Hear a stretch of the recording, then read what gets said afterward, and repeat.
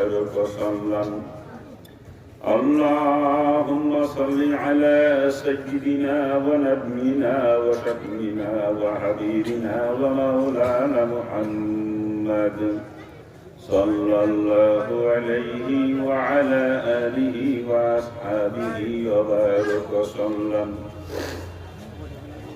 আলহামদুলিল্লাহ, ঐতিহ্যবাহী দিয়ারা পলাশতলা মদিনাতুল উলুম মাদ্রাসা চত্বরে এলাকাবাসীর সহযোগিতায় মাদ্রাসা কর্তৃপক্ষের উদ্যোগে আয়োজিত আজকের বাৎসরিক ইসলামী মহাসম্মেলনের সম্মানিত সভাপতি, উপস্থিত মুআজ্জাজ উলামা হযরত, দূর দূরান্ত থেকে আগত দিনদার ইমানদার আমার ইসলাম দরদি বাবাজি ও ভাইজানেরা, পর্দার অন্তরালে শ্রবণরতা আমার স্নেহময়ী মা এবং আমার স্নেহের প্রতিকা আচারা, আপনারা বাদ মাগরিব থেকে নিয়ে দীর্ঘ রাত পর্যন্ত কোরআন হাদিসের আলোকে অত্যন্ত মূল্যবান আলোচনা শুনেছেন। এখন আমি আলায় আপনাদের সামনে উপস্থিত। আল্লাহ পাক যদি তৌফিক এনায়েত করেন এবং সাথে সাথে আপনারা যে অন্তর থেকে দোয়া করেন, আমরা প্রাণ চেষ্টা করবো কোরআন এবং হাদিসের আলোকে সংক্ষিপ্ত কিছু কথা আপনাদের সামনে বলার জন্য। আসুন সর্বপ্রথম ওই পাঁচজাতের দরবারে শুকরিয়া জ্ঞাপন করি, যিনি আজকের এই সময়ে এই জমিনের বুকে কোটি কোটি মানুষকে বিবিধ প্রকার নাফরমানির মাঝে নিমজ্জিত রেখে আমাকে আর আপনাকে আজকের এই কোরআন হাদিসের আলোচনার মজলিস রিয়াজুল জান্নাহ তথা বেহেশতের বাগিচায় অল্প সময় বসার সুযোগ করে দিয়েছেন। এই জন্য একটু জবান খুলে জোরে সরে ওই পাঁচজাতের শুকরিয়া সকলে একবার বলি আলহামদুলিল্লাহ। আমার বাবাজিরা, এটা যে বেহেশতের বাগান, এই ব্যাপারে কোনো সন্দেহ আছে? যদি কারো সন্দেহ থাকে, কসম খোদা, তার নামাজ, রোজা, হজ, যাকাত কোন আমল তার জন্য কোনো উপকার বই আনতে পারবে না। কারণ এটা বেহেশতের বাগান, একথা আমি শামসুল হকের জবানের নয়, একথা বলেছেন এমন এক ব্যক্তি যার জবানের কোনো একটা কথা এ পর্যন্ত মিথ্যা হয় নাই এবং কিয়ামত পর্যন্তও হবে না। আর সেই মহামানব নবী রোজাহা সাইয়্যিদুল আম্বিয়া নবী মুহাম্মদুর রাসূলুল্লাহ সাল্লাল্লাহু আলাইহি ওয়াসাল্লাম তার পবিত্র জবান দিয়ে বলেন, যতক্ষণ দ্বীনি আলোচনা চলবে ততক্ষণে ময়দান বেহেশতের বাগান। চিৎকার দিয়ে বলেন সুবহানাল্লাহ। আর তাই বাবাজিরা আমার, রাসূলের এই কথার উপরে যদি কেউ সন্দেহ করে তার ঈমানই থাকবে না। আর ঈমান যদি না থাকে নেক আমল দিয়ে কি লাভ হবে বলেন? এই জন্য আল্লাহ পাক আমাদেরকে বেহেশতের বাগানে বসার সুযোগ করে দিয়েছেন, এটা আমরা সকলে খুশি তো, কি বলেন? আলহামদুলিল্লাহ।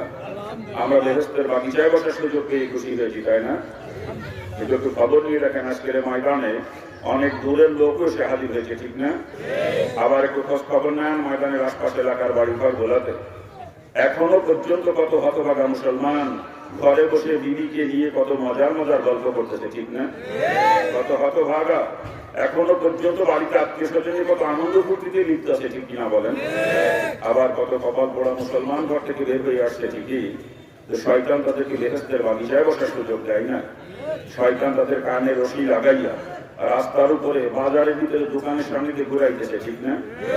আচ্ছা বলেন, কোন মুসলমানের কানে কোরআন হাদিসের আলোচনার আওয়াজ পৌঁছায়, জান্নাতের বাগিচার খবর পৌঁছায়, এরপরেও যদি সে মুসলমান জান্নাতের বাগিচায় উপস্থিত হতে না পারে, তার মতো হতভাগা কপাল পোড়া এই দুনিয়ার জমিন আর কেউ থাকতে পারে?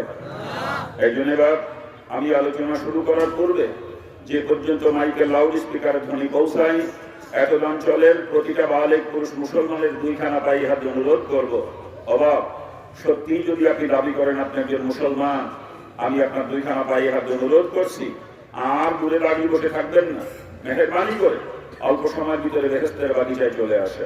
বলা যায় না বাপরে, আজকের রাত্রি আমার আপনার জীবনের শেষ রাত্রিও হয়ে যেতে পারে।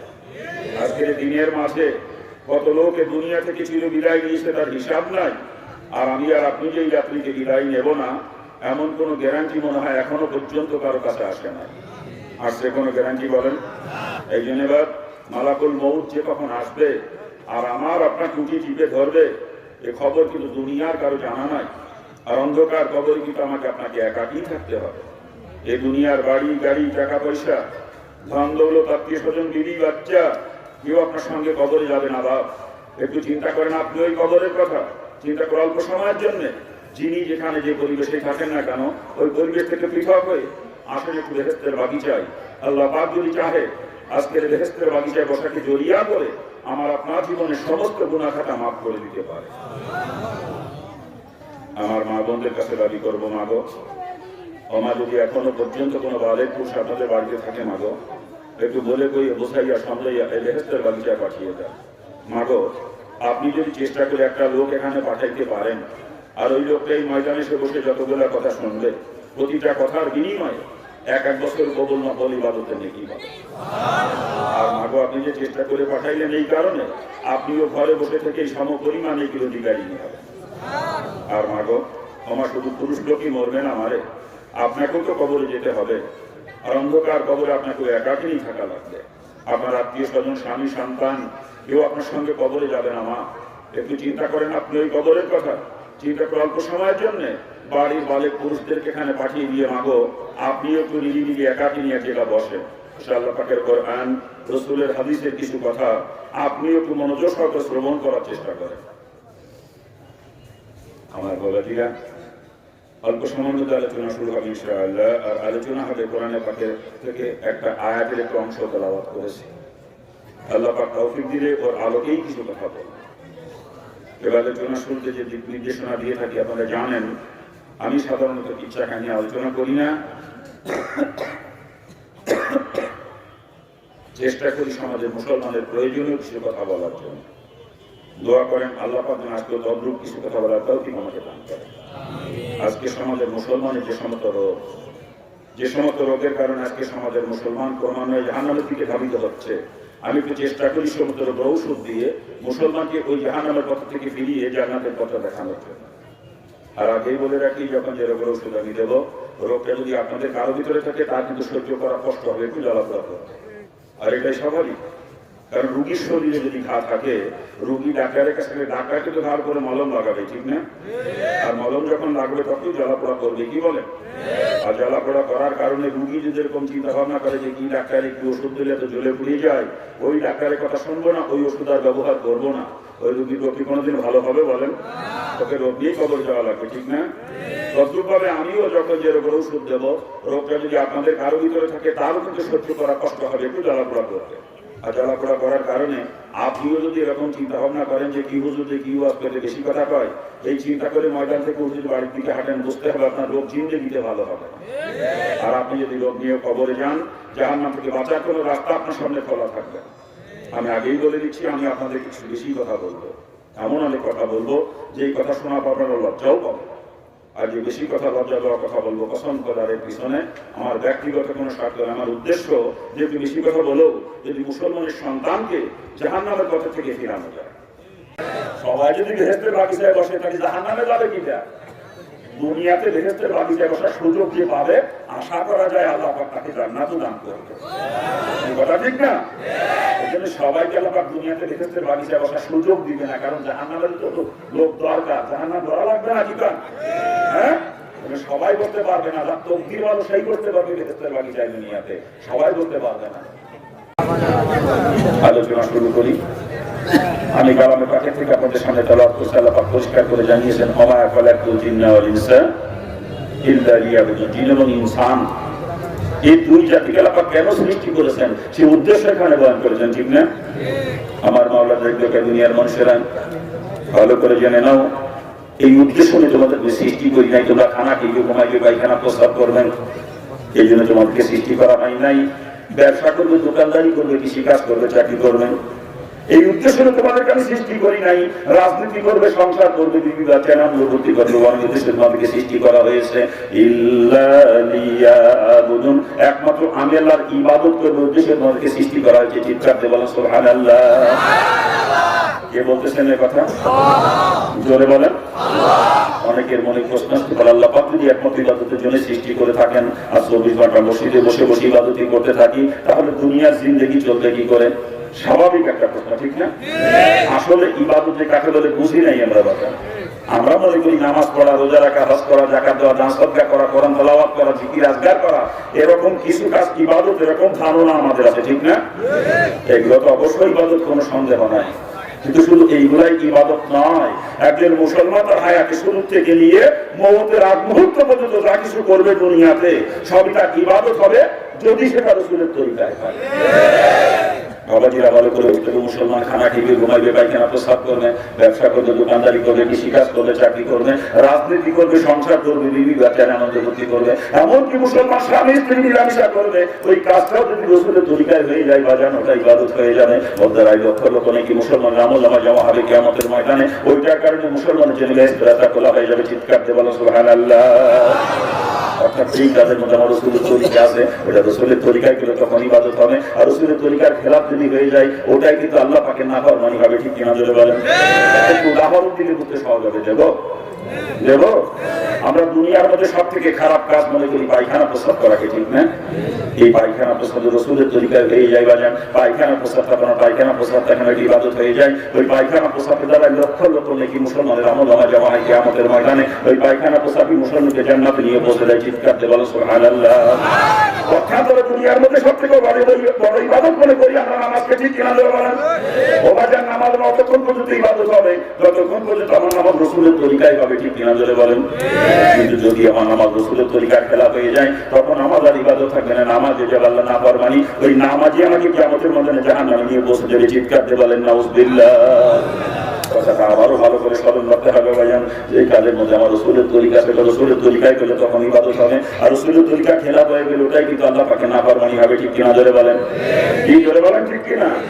আর একটা কথা স্মরণ রাখতে হবে ভাইজান, যেই কাজের মধ্যে আমার রসুলের তরিকায় নাই, আমার রসুল যেটা কোনদিন করেন নাই বা করতে বলেনও নাই, ওইটাকে কিন্তু কখন ইবাদত বানানো সম্ভব না। ওটা হলো ডাইরেক্ট নাফরমানি। মুসলমানটার কাছে কখনো যাইতে পারে না। ঠিক কিনা জোরে বলেন? কি জোরে বলেন? ঠিক কিনা? আর একটা কথা স্মরণ রাখা লাগবে বাজান, ইবাদতের পরিণতি জান্নাত, নাফরমানির পরিণতি কিন্তু জাহান্নাম। ঠিক কিনা জোরে বলেন? আমার আল্লাহ কোরআনে পাকের মধ্যে পরিষ্কার ডাক দিয়ে জানিয়ে দেন, ফামাক্কামাল মিসকালা যারাতিন ফাইয়ারা, যারা পরিমাণ ইবাদত যদি করো বান্দারে, ওই ইবাদতের বদলে অবশ্যই তোমাকে দেওয়া হবে। তুমি কখনো তা থেকে বঞ্চিত হবে না। চিৎকার দিয়ে বলেন সুবহানাল্লাহ। ফামাক্কামাল মিসকালা যারাতিন ফাইয়ারা, যারা পরিমাণ নাফরমানি করো বান্দা, ওই নাফরমানির শাস্তি অবশ্যই তোমাকে ভোগ করতে হবে। তুমি কখনো তা থেকে নিষ্কৃতি পাইবা না। চিৎকার দিয়ে বলেন নাউযুবিল্লাহ। এই জন্য বাজান জিন্দেগি কোনো একটা কাজ আমার নাফরমানি না হইয়া যায়, সেদিকে সদা সতর্ক দৃষ্টি রেখে আমাকে দুনিয়ায় চলতে হবে। আমি দুনিয়া জিন্দেগিতে যা কিছু করবো সব আমার ইবাদত হওয়া লাগবে। আল্লাহ আমাকে সৃষ্টি করেছে ইল্লা লিয়াবুদুন, একমাত্র ইবাদতের জন্য। ইল্লা, একমাত্র ইবাদতের জন্য। অন্য কোনো কাজের জন্য আল্লাহ সৃষ্টি করে না। ঠিক না? অর্থাৎ যা কিছু আমি দুনিয়াতে করবো সব আমার ইবাদত হতে হবে। আমার পুরা জিন্দেগিটা মাবুদের দরবারে ইবাদত হিসাবে গ্রহণযোগ্য হওয়া লাগবে। ঠিক কিনা? আর জিন্দেগি তখনই মাবুদের দরবারে ইবাদত হিসাবে গ্রহণযোগ্য হবে যখন আমার জিন্দেগি রসুলের তরিকায় পরিচালিত হবে। ঠিক কিনা জোরে বলেন? কি জোরে বলেন? ঠিক কিনা? আমরা পায়খানা প্রস্তাব করি না? কিন্তু আল্লাহ পাক তো পায়খানা প্রস্তাব করার জন্য সৃষ্টি করে না, সৃষ্টি করে ইল্লা লিয়াবুদুন, একমাত্র ইবাদতের জন্য। অর্থাৎ পায়খানা প্রস্তাব করাই যদি লাগে, ইবাদত বানাইয়া করা লাগবে। আর ইবাদত তখনই হবে যখন রসুলের তরিকায় পায়খানা প্রস্তাব হবে। ঠিক না? কি জোরে বলেন? পায়খানা প্রস্তাব রসুলের তরিকা আছে তো? রসুল পায়খানা প্রস্তাব করেছেন তো? রসুলের তরিকায় পায়খানা প্রস্তাব করে ইবাদত যদি বানাইতে পারেন, ওই পায়খানা প্রস্তাব দ্বারাই লক্ষ লক্ষ নেকি আপনার আমলনামা জমা হয়ে যাবে কিয়ামতের ময়দানে। ওই পায়খানা প্রস্তাব আপনাকে জান্নাতে নিয়ে পৌঁছে দেবে। চিৎকার দিয়ে বলেন সুবহানাল্লাহ। আর কথা করে রসুলের তরিকায় খেলাফ যদি আমি পায়খানা প্রস্তাব করি বাজান, আমার পায়খানা প্রস্তাব নাফরমানি হয়ে যাবে। ওই পায়খানা প্রস্তাবের কারণে আমাকে কিয়ামতে জাহান্নামে চলে যাওয়া লাগবে। কারণ ইবাদতের পরিণতি জান্নাত, আর নাফরমানির পরিণতি কিন্তু জাহান্নাম। ঠিক কিনা জোরে বলেন? এই পায়খানা প্রস্তাবের সুন্নাত তরিকা নিয়ে আলোচনা করি বাজান। কি তাকে করবো না, সামনের দিকে যাওয়া নিয়ত করছি, দোয়া করেন। এগুলো টাচ দিয়ে চলে যাবো সামনে যান। একটা স্থানীয় আলেমদের উপরে দায়িত্ব দিয়ে যাচ্ছি। স্থানীয় আলেমদের কাছে জেনে নিবেন রসুল আমার কেমনে পায়খানা প্রস্তাব করেছেন, আর কেমনে করে আমার পায়খানা প্রস্তাব ইবাদত হবে। যদি সেভাবে করতে পারেন তকদির ভালো, আর যদি তা না হয় বাজান আপনার নসিব কিন্তু বুঝছে। কথা ঠিক কিনা জোরে বলেন? কারণ নাফরমানি যত যতটা পরিমাণই হোক না কেন, তার শাস্তি কিন্তু অবশ্যই আমাকে ভোগ করতে হবে। আল্লাহ পাক ওয়াদা করছে, এই যারা পরিমাণ নেকি করলে, নেকির কাজ করলে তার বদলা অবশ্যই পাবেন। আবার যারা পরিমাণ নাফরমানি করলে তার শাস্তি অবশ্যই ভোগ করা লাগবে। ঠিক কিনা জোরে বলেন? কি জোরে বলেন? ঠিক কিনা? যদি খুব হুঁশিয়ার বাজান, জীবনে কোন একটা কাজ আমার নাফরমানি না হইয়া যায়, থুতু ফেলবো, এটাকে ইবাদত বানাইয়া ফেলতে হবে। কারণ আল্লাহ পাক থুতু ফেলার জন্য সৃষ্টি করে নাই, সৃষ্টি করেছে ইল্লা লিয়াবুদুন, একমাত্র ইবাদতের জন্য। অর্থাৎ থুতু ফেলাকেও ইবাদত বানাইতে হবে। কি বলে? জোরে বলে? আর যে কাজের মধ্যে রসুলের তরিকা আছে, রসুলের তরিকায় করলে সেটা ইবাদত হবে। ঠিক না? কি জোরে বলে? থুতুবেলার মধ্যে রসুলের তরিকা নাই? আপনারা কি বলেন, দাঁত মাজার মধ্যে কি রসুলের তরিকা আছে? হাতে পায়ে নখ কাটার মধ্যে, গোপ দাড়ি কাটা ছাটার মধ্যে, মাথা চুল কাটা ছাটার মধ্যে, গোগলের পশম নাভি নিচের পশম পরিষ্কার করার মধ্যে, পোশাক পরিচ্ছদের মধ্যে, সর্বক্ষেত্রে খানা খাওয়ার মধ্যে, ঘুমানোর মধ্যে, পায়খানা প্রস্রাবের মধ্যে, ব্যবসার মধ্যে, চাকরির মধ্যে, কৃষিকাজের মধ্যে, বিবাহ শাদীর মধ্যে, স্ত্রীর সঙ্গে মিলামিশার মধ্যে, সন্তান লালন পালনের মধ্যে, প্রতিবেশীর সঙ্গে আচরণের মধ্যে, আত্মীয়দের সঙ্গে আচরণের মধ্যে, বিধর্মীদের সঙ্গে আচরণের মধ্যে, আয়ান জান অর্থাৎ পশু পাখির সঙ্গে আচরণের মধ্যে এমন কোন সেক্টর আছে মুসলমান জিন্দগিতে নাই যে সেক্টরের মধ্যে আমার রসুলের তরিকা নাই। আর রসুলের তরিকায় এগুলো করার নামই হলো নেক আমল বা ইবাদত। কথা ঠিক কিনা বলেন? আল্লাহ পাক একমাত্র ইবাদতের জন্য সৃষ্টি করছে, যা কিছু করবো সব রসুলের তরিকায় করতে হবে, ঠিক না? বলেন, আমরা খানা খাই না? খানা কি খালি মুসলমানে খায় নাকি ওই বদল খায়? এই আমেরিকা কিন্তু মিস্টার বুশ হেও খায়।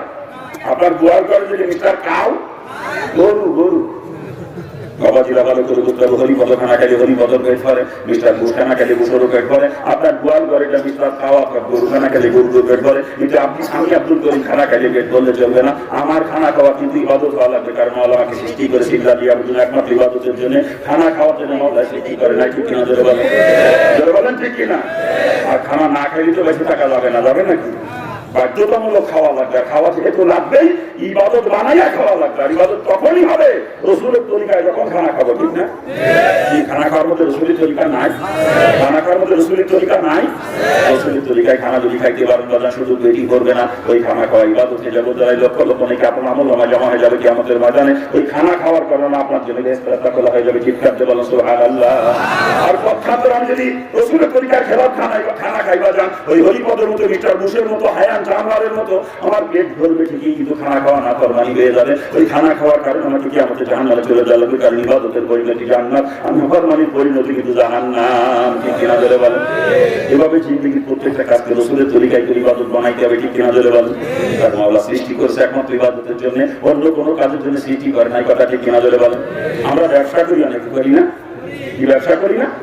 ব্যবসা করার জন্য কিন্তু মাবুদ আমাকে সৃষ্টি করে না, সৃষ্টি করছে একমাত্র ইবাদতের জন্য। অর্থাৎ ব্যবসা যদি করাই লাগে ইবাদত মানাইয়া করা লাগবে, ঠিক না? আর ইবাদত তখনই যখন আমার ব্যবসা রসুলের তরিকায় হবে, ঠিক কিনা জোরে বলেন?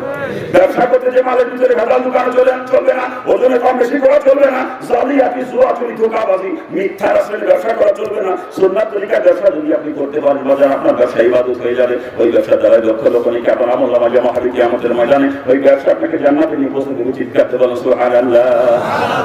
আমরা ব্যবসা করি কেমনে দেখেন না? ওরে বাপরে বাপ, আমি ব্যাপারী মানুষ, আপনাদের দেশে ব্যবসা যারা করে তাদেরকে কি কাজ?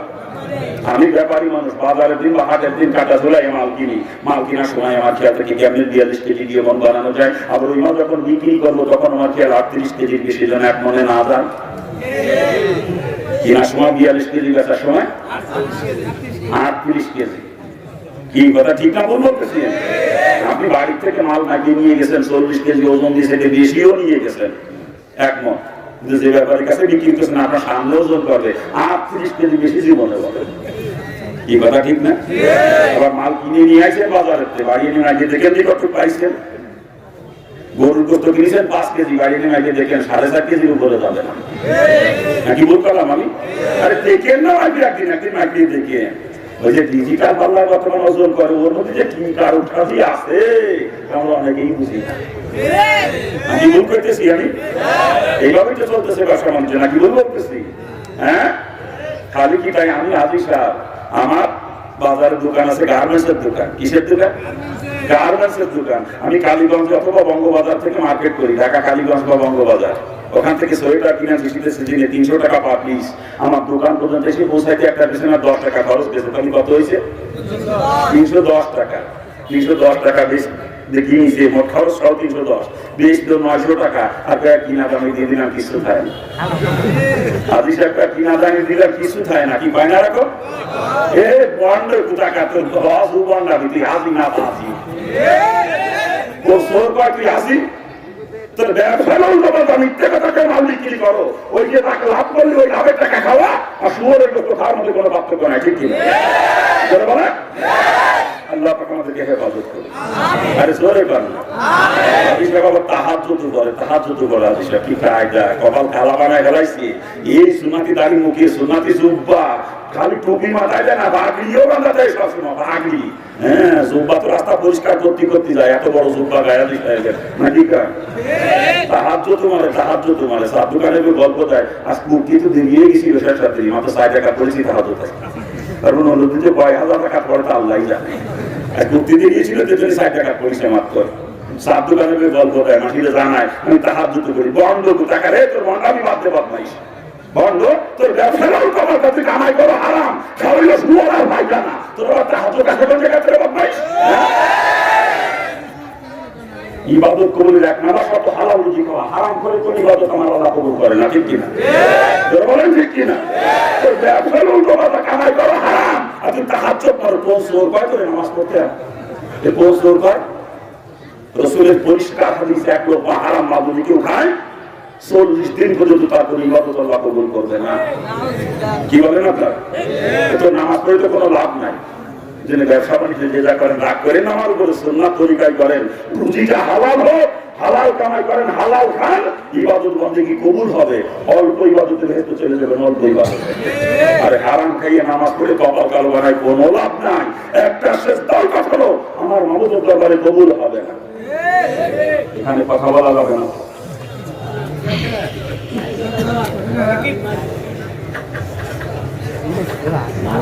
খারাপ লাগবে আপনাদের?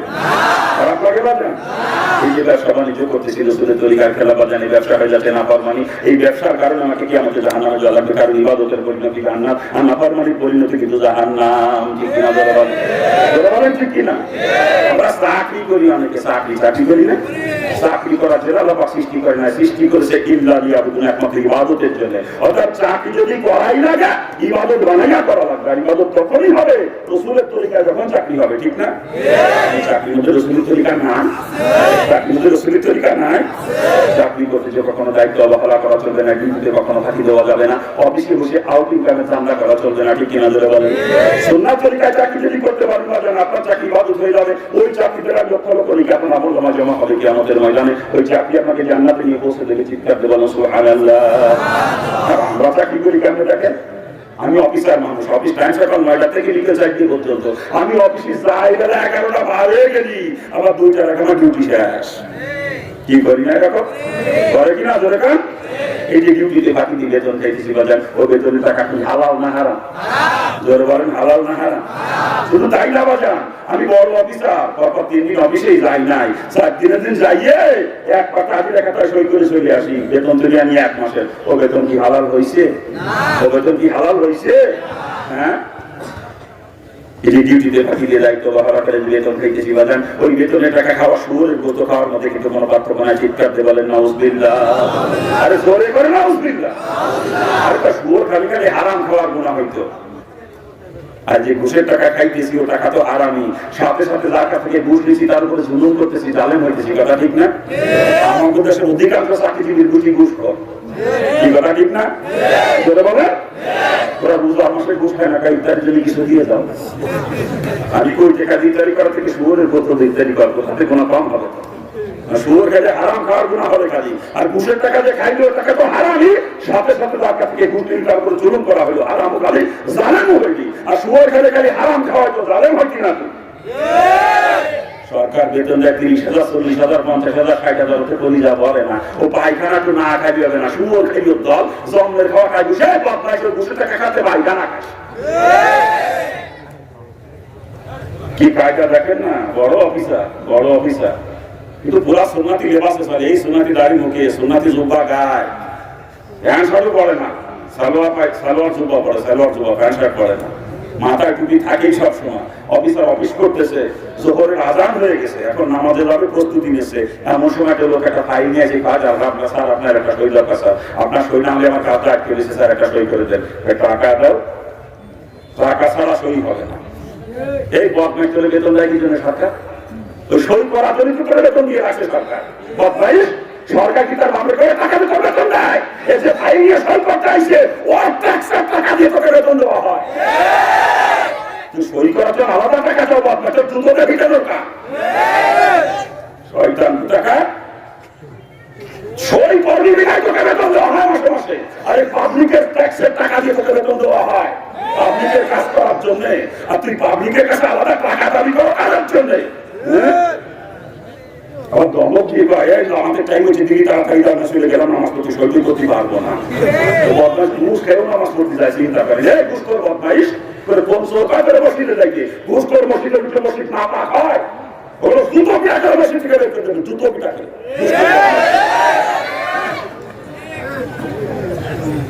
খারাপ লাগে আপনাদের না? বাঙালি ভাবতে তো টুপি দাড়ি সুপা সব বাঙালি, তো নামাজও বাঙালি। তুই ঘুষ করবার নাই তো কোন সরকার করে নামাজ পড়তে বাঙালি জায়গা ভাঙা ঘুষ করবার নাই। খারাপ লাগতেছে আপনাদের? খারাপ লাগে না? খারাপ লাগার জন্য বলি না, কসম খোদা জাহান্নাম থেকে বাঁচানোর জন্য বলতেছি, জাহান্নাম থেকে বাঁচানোর জন্য বলতেছি। আমার উপরে রাগ করে আমার কিছু আসবে যাবে না, কিন্তু আপনার পাও ধরে বলতেছি আপনি ফেরে না, কোনো সময় আছে তওবা করেন, তওবা করলে আল্লাহ মাফ করে দেবে। আশার বাড়ি শোনাইছে লা তাকনাতু মিন রাহমাতিল্লাহ, বান্দার রহমত থেকে নৈরাশ না। এতদিন তুই সুদের ভিতরে ঘুষের ভিতরে লিপ্ত ছিলি, অবৈধ ব্যবসা বাণিজ্য করে খাইছিস, তওবা করে ফিরে আয়, তো তওবা করতে দেরি হবে, আমি আল্লাহ তোকে মাফ করতে দেরি করবো। তবে এগুলো তওবা কিন্তু আস্তাগফিরুল্লাহ বললে হবে না, এগুলো তওবা আস্তাগফিরুল্লাহ বললে হবে না। যে গুনাহ যেরকম তার তওবা সেই রকম। যার কাছ থেকে ঘুষ খাইছেন, ঘুষ খাইয়ে বাড়ি বানাইছেন, ঢাকা শহরে বিরাট কিনেছেন, ওই বিরাট বিক্রি করে তার টাকাটা ফেরত দেন যদি জাহান্নাম থেকে বাঁচতে মন চায়। এটাই হলো তওবা, এটাই হলো তওবা। খারাপ লাগতেছে নাকি? খারাপ লাগে বলছেন? ঘুষ খাইয়ে গিয়ে যত সম্পদের মালিক হয়েছে সমস্ত সম্পদ বিক্রি করে যাদের কাছ থেকে ঘুষ খাইছেন তাদেরকে তাদের টাকা ফেরত দেন। যে লোকের কাছে ঘুষ খাইছিলেন ওই লোক আজকে জীবিত নাই, তার ওয়ারিশ যারা আছে তাদের কাছে টাকা পৌঁছে দিয়ে তাদের ভাও ধরে মাপছে আসেন যদি জাহান্নাম থেকে বাঁচতে মন চায়। এটাই এক তওবা, বিকল্প আর কোনো রাস্তা নাই। কথা ঠিক কিনা? করবো না ঠিক কিনা? এ বিয়ে করতে কয়দিন বাঁচবি দুনিয়াতে? এ কয়দিন বাঁচবি বদমাইশ? সর্বোচ্চ 100 বছর, তার বেশি তো না। আমার রাসূল পরিষ্কার করে জানাইছেন হাদিসের ভিতরে, দুনিয়া 40 বছর, আখিরাতের 1 সেকেন্ড। দুনিয়া 40 বছর, আখিরাতের 1 সেকেন্ড। তুই 100 বছর বাঁচতে 2.5 সেকেন্ড পাইছো, 2.5 সেকেন্ড। এই বদমাশ 2.5 সেকেন্ড পর তুই মারা যাবি, কবরে যাবি। এই সম্পদে করবি কি তুই? এ তো কবরে নিয়ে যাইতে পারবি না, ফেলে চলে যাওয়া লাগবে খালি হাতে মিসকিনের মতো। তুই অবৈধ পয়সা দিয়ে বিল্ডিং বানাইতেছো, এই বিল্ডিং এর জায়গায় পড়ে থাকবে, তুই বদমাশ জাহান্নামে যাবি। দুনিয়ায় বাঁচবি 2.5 সেকেন্ড, তুমি তো এত পয়সার দরকার নাকি? অবৈধ পয়সাতে করবি কি তুই? হালাল কামাই কর, হালাল খা, অল্প খা, কম খা, বেশি গোস্ত মাছ খাইস নিয়ে অল্প খা, জান্নাতে যাবি। আরে হারাম পয়সা কামাই করিয়ে ভালো মন্দ জন্মের খাওয়া খাইয়েছিল জাহান্নামে হবি। বদমাইশ 2.5 সেকেন্ড সুখ শান্তিতে কাটাবি, আর যে জিন্দেগি শুরু হবে কোনো শেষ নাই, ওই আখিরাতের জিন্দেগি তোর কণ্ঠকাঠিন্য হবে, কণ্ঠকাঠিন্য। খারাপ লাগতেছে আপনাদের মনে? খারাপ লাগে বাসা? আপনি একটা করতে পারলি আর কয়দিন হচ্ছে বাড়ি বিল্ডিং দিয়ে ফেলে না? কয়েকদিন আগে দেখছি বাড়ি ভাঙ্গা টিনির ঘর, কয়েকদিন আগে বৃষ্টি বাইরে নামার আগে ঘরের নদী পানি পড়ে, কি ঠিক না? টিনের গলা, টিনের চাল ভাঙ্গা। ওর বাপ পরের ক্ষেত্রে কামলাগিরি করতো, নালি রিক্সা চালাইতো, ভ্যান চালাইতো, এভাবে কষ্ট করে লেখাপড়া শিখিয়েছে, লেখাপড়া শেষ করে চাকরি করে অফিসার হয়েছে। এখন আর ডাব দেখে কিটা কয়েকদিনের মধ্যে সে ভাঙ্গা টিনির ঘর উদাহ হয়ে গেছে, 3 তলা বিল্ডিং হয়ে গেছে কয়েকদিন। কি কথা ঠিক না? আমার এলাকায় যদি কেউ কেউ জমি বিক্রি করবো, ওর উপরে টাকাতে জমি কিনার মতো মানুষ ওই এলাকায় বর্তমানে নাই। কি করে কাজ কাজে কি চায়? ঢাকা শহরে বিরাট কিনেছে, আসলিয়া জমি কিনে বাড়ি বানাইছে 6 তালা নাকি? বাপের হজ করাই নিয়ে আসে, ওই যে কামলা দিতে মানুষের বাড়ি এখন হজ করে দিয়েছে, এখন হজ করে দিয়েছে। এখন আজি সাহেব হচ্ছে বসে দিলে মাতরিকের আজি সাহেব নাকি? হ্যাঁ, আজি সাহেব বাজারে যায়, বাঙ্গিল বাঙ্গিল টাকা নিয়ে বাজার করে। বাজারে যে দামি মাছ যেগুলো আজি সাহেবের উপরে টাকা দিয়ে কিনা ক্ষমতা ওই এলাকায় কারণ নাই। টাকার তো আপনার পুরা তো বান্ডিল ধরে ধরে দেয়, টাকা বান্ডিল ধরে ধরে বাপের খরচ করার জন্য। ও পুরা তো কামাই করে জমের করা, কাস্টম অফিসার বোঝেন না? ও কাস্টম অফিসার অথবা সেটেলমেন্ট অফিসার, ও যখন অফিসে যায় খালি বিলিকেস নাসাতি চলে যায়, আর যখন বাসায় বেরিয়ে আসে বিলিকেস ভর্তি করে করে পায়খানা নিয়ে আসে। কি কথা ঠিক না? ভুল করছি আমি? দেখবেন ঠেলা কি বাপের বান্ডি ধরে ধরে দেখা বাজারে যে বাজার করে কি করে বাজারটা দেখে মাথার মধ্যে গোলে বাজার টাজার করা শেষ বাজার পাঠায় দেয় কাজের লোক দিয়ে বাড়ি দিয়ে নিজে যে চার দোকানে বসে চার দোকানে বসে বলে গল্প খালি পুলার গল্প খালি পুলার গল্প আমার পুরা বড় অফিসার আমার পুরা বড় অফিসার ওরে খেলা এই বিরাই বিরাই সরকারি সফরে যায় বিদেশে টুরে যায় টুরে কদিন আগে মালয়েশিয়া গেছিল পকেটে তসবিটা দিলা কি দেখছে মালয়েশিয়ান তসবি আমার পুরা টুরে গেছিল মালয়েশিয়া জিগাতে নিতেছে হাতে লাঠি দেখাকে লাঠি রাখছো সিঙ্গাপুরে লাঠি ভিতর দিয়ে বাঁধানো লাঠি আমার পুরা আগে দেশে টুরে গেছিল টুরে আর জুতো দেখায় না সে জুতো দেখছো দামি জুতো বিদেশি কোম্পানির জুতো এই অ্যাপেক্সের জুতো আমার পুরা হাতে নিয়ে গেছে হাতে কি গর্ব দুলারে নিয়ে নাকি গর্ব এ বাপের তোর গর্ব ছুটিয়ে যাবে রে তুই আসি না রে ফাঁসি তোর কুত্তা নিয়ে তুই গর্ব করো তো কুত্তা ও পায়খানা খায় ওই পায়খানা তোরও খাওয়াই তুই বোঝো না তুই কুত্তা নিয়ে গর্ব করে তোর কুত্তাও জাহান্নামে যাবে তোরে নিয়ে তারপরে যাবে একা যাবে না সন্তান আপনাকে ধুয়ে জাহান্নামে যাবে না আপনাকে নিয়ে তারপরে যাবে আল্লাহ কোরআনে বলে পরিষ্কার করে জানাইছে ওই সন্তান আপনাকে কিয়ামতের ময়দানে পায়ের নিচে ফেলবে তাহা পাকদাম না লিয়াকুনা মিনাল আসফালিন ওই সন্তান আপনাকে পায়ের নিচে ফেলে পাড়ায় চটকাইয়া আপনাকে নিয়ে তারপরে জাহান্নামে যাবে আপনি তার গার্জিয়ান আপনার দায়িত্ব ছিল লাগাম করা তুমি কয় টাকা বেতন পাও এই যে বাড়ি কিনলে এই যে গাড়ি কিনলে এই যে জায়গা কিনলে টাকা পাইলে কোথায় হিসাব দাও ওই বাপের হিসাব দেওয়ার দায়িত্ব ছিল সন্তানের কাছ থেকে কথা ঠিক কিনা ধরে বলেন কিন্তু আপনি বাপের হিসাব দেন না বরং ওই সন্তান আপনাকে টাকা দেয় তাকে নিয়ে গর্ব করে বেড়ান খুব খুশি আপনি তার উপরে আর এক ছেলে বাড়াইছেন আলেম সে মাদ্রাসায় চাকরি করে বেতন পায় 3,500 টাকা আপনার টাকা পয়সা দিবার পারে না এই জন্য আলেম দ্বারা দেখতে পারেন না বাজান আপনি মারা যাওয়ার পরে আলেম দায় কিন্তু আপনার জানাজা পড়বে আর ওই কুত্তা কিন্তু আপনার জাহান্নামে নিয়ে যাবে এই কথা ঠিক কিনা বলে বলে আলেমরা দুনিয়ায় দেখবার পারে না মাদ্রাসায় পড়াইছিল টাকা পয়সা তো দিবা পারে না লুটার দেখা পারে না যেদিন দুনিয়ার লাইনে পড়াইছে ওই কাস্টম অফিসার ব্রিফকেস বলে বলে পায়খানা আনে পায়খানা খাওয়ায় ওদের উপরে বাপ মা খুব খুশি খুশি ছুটিয়ে যাবে কি আমাদের দিন খুশি ছুটিয়ে যাবে আপনি তার গার্জিয়ান আপনার দায়িত্ব ছিল কাছে হিসাব দেওয়া তুমি কয় টাকা বেতন পাও এই যে বাড়ি করলে গাড়ি কিনে কোথায় পেলে টাকা হিসাব দেওয়া হিসাব দেওয়া দায়িত্ব ছিল না গার্জিয়ানের আজকে কোনো গার্জিয়ান সন্তানের কাছে হিসাব নেয় না যার কারণে সন্তানরা বেপরোয়া হয়ে চলছে বেপরোয়া এই জন্য গার্জিয়ানের দুটি ধরা খালে গিয়ে আমাকে আগে আল্লাহ পাক সকলকে সহি বুঝদান করুন আমিন জোরে কান না দিকের মোবাইলে কই এক অবস্থা ছেলে কাছে এসে নাই না ছেলে ঘুষ করত দিকের মোবাইলে উনি বড় মোবাইলে ওনা ছেলে ঘুষ কর সর মুনার মুরি দায়িত্বশীল কমিটি মুজাহিদ কমিটির দায়িত্বশীল পুরা চাকরি করে হারাম কামাই করে উনি বড় বড় গপ্প দিয়ে বেড়ায় তুই কে তোর পুরা কামাই করে হারাম তুই খাওয়াইলে পাইবে না তোর আবার গপ্প আছে কোন জায়গাতে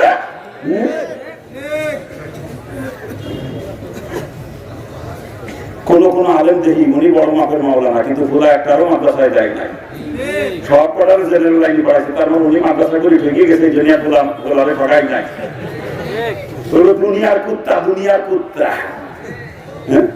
নিজে মাদ্রাসায় পড়িছে আলেম হইছে নিজে মাদ্রাসার বড় হুজুর কিন্তু পুরা একটাও দেয় নাই মাদ্রাসায় সব কটা স্কুলে পড়াইছে দাঁড়ায় মতে দাড়ি কামায় চাকরি করে ঘুষ খায় উনি বড় মাপের আলেম কিন্তু পুরো একটাও আলেম বানায় নাই তার মানে উনি মাদ্রাসা করে ঠকিয়ে গেছে আলেমে ঠকিয়ে গেছে এটা বুঝেছে ওনার কাজের দ্বারা নাকি কার আল্লাহ পাক হেফাজত করুন আল্লাহ পাক হেফাজত করুন খারাপ লাগতেছে আপনাদের আলোচনা করতেছিলাম এই যে চাকরি বাকরি করতেছি রসুলের তরিকায় খেলাবাজানে চাকরি হয়ে যাচ্ছে না ফরমানি এই চাকরির কারণে কি আমাকে জাহান্নামে যাওয়ার কারণ ইবাদতের পরিণতি জান্নাত আর না ফরমানির পরিণতি কিন্তু জাহান্নাম ঠিক না বলে বলেন এভাবে জিন্দগির প্রত্যেকটা কাজ ইবাদত বানায় করা লাগবে কারণ আল্লাহ সৃষ্টি করেছেন একমাত্র ইবাদতের জন্য অন্য কাজের কোনো কাজের জন্য আমার আল্লাহ আমাকে সৃষ্টি করে না ঠিক কিনা ধরে বলেন জোরে বলেন ঠিক কিনা জীবনে যা কিছু করবো সব ইবাদত হওয়া লাগবে আর ইবাদত তখনই যখন রসুলের তরিকায় হবে ঠিক কিনা ধরে বলেন আর এমন কোন সেক্টর আছে মানুষের জিন্দগিতে নাই যে সেক্টরের মধ্যে আল্লাহ রসুলের তরিকা নাই ঠিক কিনা ধরে বলেন জোরে বলেন ঠিক কিনা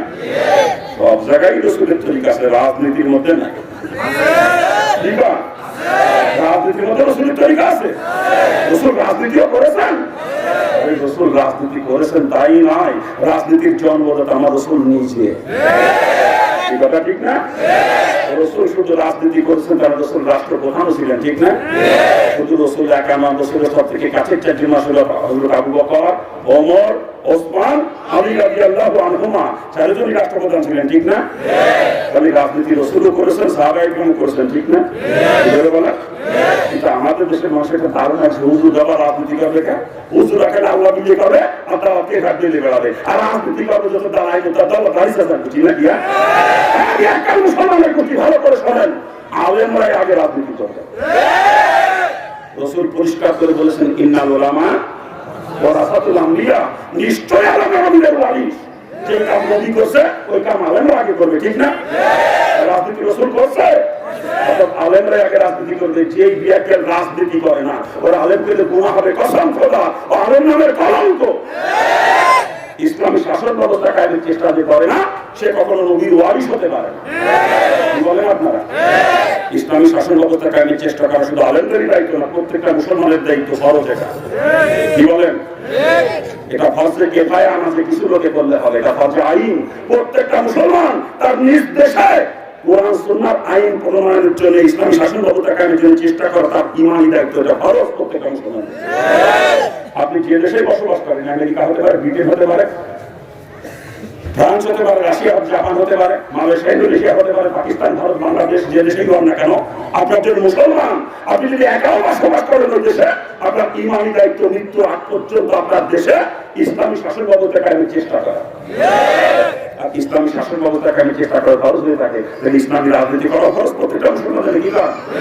হ্যাঁ, অথচ দুঃখ লাগে কথা আলেমরা মুখ খুলে এগুলোকে আমরা রাজনীতি পছন্দ করি না, তাই না? আপনারাই বলেন, রসুলের কোন কাজ যদি কেউ অপছন্দ করে তার ঈমান আছে? তার ঈমান আছে? হ্যাঁ, রসুল জীবদ্দশায় যত কাজ করছে সব কাজ আমরা করতে পারবো না, তাইলে আমাদের ঈমান চলে যাবে। রসুলের আপনা কোনো কাজকে যখন আমরা পছন্দ করবো সাথে সাথে ঈমান চলে যাবে, ঠিক না? একজন মুসলমান সারা জীবন টুপি কোনোদিন মাথায় দেয় না, এটাই তার ঈমান যাবে না। যদি বলে আমি টুপি পছন্দ করি না, সাথে সাথে সেটা ঈমান হয়ে যাবে। একজন মুসলমান সারা জীবন জুব্বা কোনোদিন গায়ে দেয় না, এই জন্য তার ঈমান চলে যাবে। যদি বলে আমি জুব্বা পছন্দ করি না, ওটা বিনা দলিলের ঈমান হয়ে যাবে। একজন মুসলমান সারা জীবন দাড়ি কোনোদিন রাখে নাই, এটা গুনাহগার হবে, কিন্তু ঈমান চলে যাবে। যদি বলে আমি দাড়ি পছন্দ করি না, ওটা বিনা দলিলে কাফের। কথা ঠিক কি বলে? ঠিক তদ্রুপ একজন মুসলমান কোন কারণে রাজনীতি করে নাই বা করতে পারে নাই, এটা গুনাহগার হবে, ঈমান চলে যাবে না। কিন্তু যদি বলে আমি রাজনীতি পছন্দ করি না, ওটা বিনা দলিলে কাফের। তাতে যত বড় মুক্তি হোক আর মুহাদ্দিস হোক, রসুলের কাজ অপছন্দ করছে। কথা ঠিক কিনা বলে? আমাদের দেশ অনেক নাম করা পীর সাহেবরা এই কথা আমরা রাজনীতি পছন্দ করি না, এইবার কি হয়েছে কেমন? যে রসুলের কাজ অপছন্দ করে সে তো কাফের। কাফের হলো কি? কাফের আবার কি হয় কেমনে কাজ? কত কাফের ও বিরোধী কামে কান আমরা বুঝাই দেন। রসুলের কাজ পছন্দ করে, রাজনীতি রসুল করে নাই, আর প্রকাশ্যে কাজে রাজনীতি পছন্দ করি না, এই তো কাফের। বাবা কি হয়েছে কেমনে কান? সর্বনা পিসের রাজনীতি করে তার গন্ধ হয়ে গেছে নাকি? সর্বনা পিসের থাকি না এলে রসুল এই জন্য সে রাজনীতি করে, বলছেন আপনারা? আরে মামুনুল হক খাটি না এলে রসুল এই জন্য সে রাজনীতি করে। আকাবারি হযরত রহমাতুল্লাহ খাটি না এলে রসুল ছিলেন, এই জন্য তিনি রাজনীতি করতেন। শাইখুল হাদিস আল্লামা আজিজুল হক রহমাতুল্লাহ খাটি না এলে রসুল ছিলেন, এই জন্য রাজনীতি করতেন। মুফতি আমিনী রহমতুল্লাহ খাটি নায়েব রাসূল ছিলেন, এই জন্য রাজনীতি করতেন। আপনি কি হুজুর রহমতুল্লাহ খাটি নায়েব রাসূল ছিলেন, এই জন্য তিনি রাজনীতি করে গেছেন, ঠিক না? যারা খাটি নায়েব রাসূল তারা রাজনীতি অবশ্যই করবে, রাসূলের কাজ অবশ্যই তারা করবে, ঠিক না? যারা কারো রাজনীতি পছন্দ করে না, বিনা দলিলে কাদের কোনো দলিল লাগবে না। আল্লাহ পাক সকলকে সহি বুঝতাম। তবে রাজনীতি রসুলের তরিকায় পাওয়া যাবে, কথা ঠিক কিনা? রসুল যে রাজনীতি করেছেন, সাহাবায়ে কেরাম যে রাজনীতি করেছেন, এটা আসলে রাজনীতি না, এটা ছিল তাদের ইবাদত, কথা ঠিক না? আর প্রকৃতপক্ষে আল্লাহ দ্বীন আল্লাহ জমিনে বাস্তবায়নের জন্য যে চেষ্টা, মেহনত, আন্দোলন, সংগ্রাম, এগুলো সবই ইবাদত, কথা ঠিক না? আল্লাহ পাক একমাত্র ইবাদতের জন্য সৃষ্টি করছেন। এই জন্য জন্মনা বর্ণমালা কুতুব বারবার এই কথাটা বলতেন, বাবারে আমি যে রাজনীতি করি ইবাদত মনে করেই রাজনীতি করি। আসলে মুসলমান রাজনীতি ইবাদত যদি সে রাজনীতি রসুলের তরিকায় ইসলাম কায়েমের রাজনীতি, কথা ঠিক না? ইসলাম কায়েমের রাজনীতি বাদে আমি যদি গণতন্ত্র কায়েমের রাজনীতি করি আমারটা নাফরমানি হবে, আমি যদি সমাজতন্ত্র কায়েমের রাজনীতি করি আমারটা নাফরমানি হবে, আমি যদি জাতীয়তাবাদ কায়েমের রাজনীতি করি আমারটা নাফরমানি হবে, আমি যদি ধর্ম নিরপেক্ষতা কায়েমের রাজনীতি করি আমারটা নাফরমানি হবে। এই রাজনীতি আমাকে জাহান্নামে নিয়ে পৌঁছে দেবে। থাকবে, চিৎকার দিয়ে বলে নাউজুবিল্লাহ। ইবাদতের পরিণতি জান্নাত, আর নাফরমানির পরিণতি জাহান্নাম। চারটা পরিমাণ হলো শাস্তির হাত থেকে ইস্তার পাওয়া যাবে না। অর্থাৎ রাজনীতি যদি করাই লাগে, ইবাদত বানাইয়া করা লাগবে, রসুলের তরিকায় করা লাগবে, ঠিক কিনা? ঠিক কিনা? শেখ মুজিবের তরিকায় করা যাবে না, জিয়াউর রহমানের তরিকায় করা যাবে না, এরশাদের তরিকায় করা যাবে না, আব্রাহাম লিঙ্কনের তরিকায় করা যাবে না, লেনিন, কার্ল মার্কস, মাও সেতুংয়ের তরিকায় করা যাবে না, মহাত্মা গান্ধীর তরিকায় করা যাবে না, জওহরলাল নেহরুর তরিকায় করা যাবে না। রাজনীতি মুসলমান করতে হবে রসুলের তরিকায়। মনে থাকবে? মনে থাকবে? রসুলের তরিকায় রাজনীতি করে সে রসুলের উম্মত, সে মুসলমান। রসুলের তরিকায় রাজনীতি করে না, যতই সমাজের মানুষ তাকে মুসলমান বলে মানুষ না কেন, আদম সুমারি খাতে তার না মুসলমানের যতই থাকুক না কেন, সে রসুলের উম্মত না। আল্লাহ সকলকে সহি বুঝলাম। আরে সরে কার না আমি খারাপ লাগতেছে আপনাদের? খারাপ লাগে বাজান? আমি হিন্দুর বাচ্চা, আমি হিন্দুর বাচ্চা। আমি হিন্দু অবস্থায় ছাত্রলীগের জেলা সেক্রেটারি ছিলাম। ছাত্রলীগের মাগুরা সরকারি কলেজে ডিপি ছিলাম। ওই ছাত্রলীগের প্যানেল থেকে কলেজে ডিপি নির্বাচিত হচ্ছিলাম। আমাকে আওয়ামী লীগ করতাম, এদেশের বড় মাপের মন্ত্রী হতাম আমি। বর্তমান প্রধানমন্ত্রী কাছের মানুষ ছিলাম, খুব কাছের, নিজের ছোট ভাইয়ের মতো শ্রদ্ধা করতেন আমাকে তিনি। আর আমি তাকে বড় বোনের মতো শ্রদ্ধা এখনো করি। তখন তো করতাম, এখনো করি, একটু কমে নাই শ্রদ্ধা। কিন্তু দল করতে পারি না, কারণ একটাই, তারা গণতন্ত্র কায়েমে রাজনীতি করে, ইসলাম কায়েমে রাজনীতি করে। গণতন্ত্র কুফরি মতবাদ, ঠিক না? যার মূল কথা হলো জনগণ সমস্ত ক্ষমতার উৎস। ইসলাম কি পায়? কোরআনের আয়াত, ইন্নাল্লাহা আলা কুল্লি শাইইন কাদির। সমস্ত ক্ষমতার উৎস কে? কোরআন কার সমস্ত ক্ষমতার উৎস আমার আল্লাহ, আর গণতন্ত্র কার সমস্ত ক্ষমতার উৎস জনগণ। আওয়ামী লীগ আজকে গণতন্ত্র বাদ দেবে, আজকে ইসলামী ম্যান্ডেটের ঘোষণা করে দেখবেন আমি কালকে আবার আওয়ামী লীগের চলতে আওয়ামী লীগের গোলাম হয়ে গেছি। যতদিন ওরা গণতন্ত্র কেমন রাজনীতি করবে, কুফরি মতবাদ কেমন রাজনীতি করবে, আমি ওদেরকে সমর্থন দিতে পারবো না, কারণ আমি এখন মুসলমান, আমি কাফের নই। আরে কোন কাফের আমার ইসলাম কায়েমের চেষ্টা করে না, কোনদিন করছে? সারা দুনিয়াব্যাপী চ্যালেঞ্জ দেন, একজন কাফের নাম বলেন তো, ইসলাম কায়েমের চেষ্টা করছে আমার একজন কাফের নাম বলেন। কাফের আমার ইসলাম কায়েমের চেষ্টা করে না, আমি কেন কুফরি মতবাদ কায়েমের চেষ্টা করবো বলেন? হ্যাঁ, আল্লাহ সকলকে সহি বুঝ দিয়ে। আমার বিরোধিতা কোন দলের সাথে না, আমার বিরোধিতা কুফরি মতবাদের সাথে। আমি এখন মুসলমান, আমি কাফের নই, কথা ঠিক কিনা? কোন মুসলমান কুফরি মতবাদ কায়েমের চেষ্টা করতে পারে না। কুফরি মতবাদ কায়েমের জয় করে যারা কাফের তারা আছে, মুসলমান সে ইসলাম কায়েমের চেষ্টা করবে, ঠিক না? আমরা মুসলমান না কাফের? আমরা মুসলমান না কাফের? খালি মুখে মুসলমান করে তো হবে না, কাজে তো প্রমাণ করে দেখাইতে হবে, এই কথা ঠিক না? মুসলমান হয়ে থাকতে ইসলাম কায়েমের চেষ্টা করতে হবে, ঠিক না? যে ইসলাম কায়েমের জন্য রসুলের দাঁত ভাঙছে, যে ইসলাম কায়েমের জন্য লোহার হেলমেট ভাঙে রসুলের মাথা ভিতরে ঢুকে চলে গেছে, রসুলের উম্মত দাবি করবেন, আপনি ইসলাম কায়েমের চেষ্টা করবেন না, রসুলের আদর্শ কায়েমের চেষ্টা করবেন না, আব্রাহাম লিঙ্কনের আদর্শ বাস্তবায়নের চেষ্টা করবেন, আপনি রসুলের উম্মত, আপনি মুসলমান না। আপনি মারা যাওয়ার পরে লাশটা কবর থেকে হুজুর আপনার মুখিয়াতে দোয়া পড়বে, বিসমিল্লাহি ওয়ালা মিল্লাতি রাসূলিল্লাহ, এই দোয়া পড়েন আপনাদের কাছে? এটা মিথ্যে দোয়া পড়ছে হুজুর, মিথ্যে দোয়া। আপনি রসুলের মিলাতের লোক না, আপনি আব্রাহাম মিলাতের লোক, আব্রাহাম লিঙ্কনের মিলাতের লোক, আপনি লেনিন, কার্ল মার্কস, মাও সেতুংয়ের মিলাতের লোক। আপনার লাশটা যত রসুলের মিলাতে দিয়ে আসবে কবরে, আপনার রসুল তো খাইয়ে কামনা একবার মরার লাশটাই নিয়ে বেড়াবে নাকি? আপনি সারা জীবন আব্রাহাম লিঙ্কনের আদর্শ কায়েমের চেষ্টা করছেন, লেনিন, কার্ল মার্কসের আদর্শ কায়েমের চেষ্টা করছেন, আর মরার পরে লাশটা রসুলের কান ঢুকে দেবে, রসুল তো খাইয়ে কামনা একবার মরার লাশটাই নিয়ে বেড়াবে রসুল নাকি? ওদের লাশ কবর দিয়ে দোয়া করা জায়েজ না। যে সারা জীবন গণতন্ত্রকামীর আন্দোলন করছিল, লাশটা কবরে রেখে দোয়া করতে হবে বিসমিল্লাহি ওয়া মিল্লাতি আব্রাহাম লিঙ্কন। যে সারা জীবন সমাজতন্ত্রকামীর আন্দোলন করেছে, ওর লাশটা কবরে রেখে দোয়া করতে হবে বিসমিল্লাহি ওয়া মিল্লাতি লেনিন, কার্ল মার্কস, মাও সেতুং নামে দোয়া করতে হবে। আর যে রসুলের আদর্শ ইসলাম কায়েমের রাজনীতি করেছে, তার লাশটা কবরে রেখে দোয়া করতে মুখিয়াতে বিসমিল্লাহি ওয়া মিল্লাতি রাসূলিল্লাহ। ঠিক আছে না?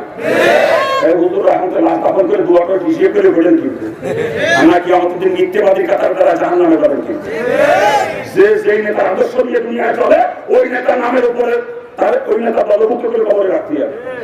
মিথ্যে দোয়া করলে কিন্তু হুজুরের গোষ্ঠী আপনারাও কি আমাকে পাপ পাবেন না। যে হুজুরি গোষ্ঠী লাশ দাফন করে বুকিয়াকে দোয়া বলেন, যদি মিথ্যে দোয়া বলেন হুজুরি গোষ্ঠী, আপনিও পাপ পাবেন না, কি আমাকে মনে রাখবেন। আল্লাহ সকলকে সহি বুঝতাম সরকার না। আমি খারাপ লাগতেছে আপনাদের?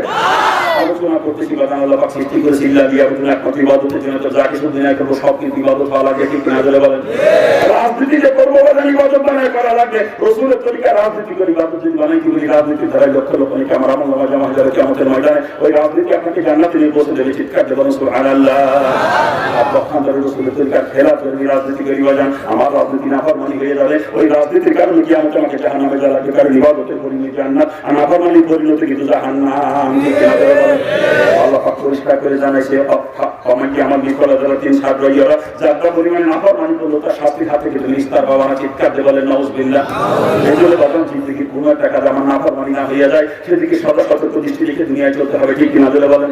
যা কিছু করবো সব রাসূলের তরিকায় করা লাগবে, ঠিক কিনা? জোরে বলেন।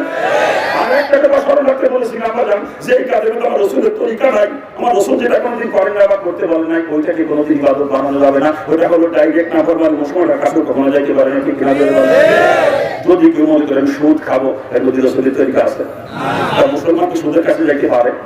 আমার কেমন হয় বর্তমান সমাজে সুদ করবা দিলি মানুষ খুঁজে পাওয়া কষ্ট হয়ে যাবে, ঠিক না?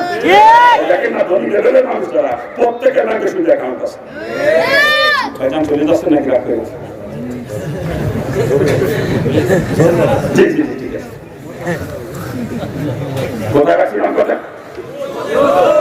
বলতেছিলাম খুব গর্বা দিলে মানুষ খুঁজে পাওয়া কষ্ট হবে, সমাজের কথা ঠিক কিনা? জোরে বলেন।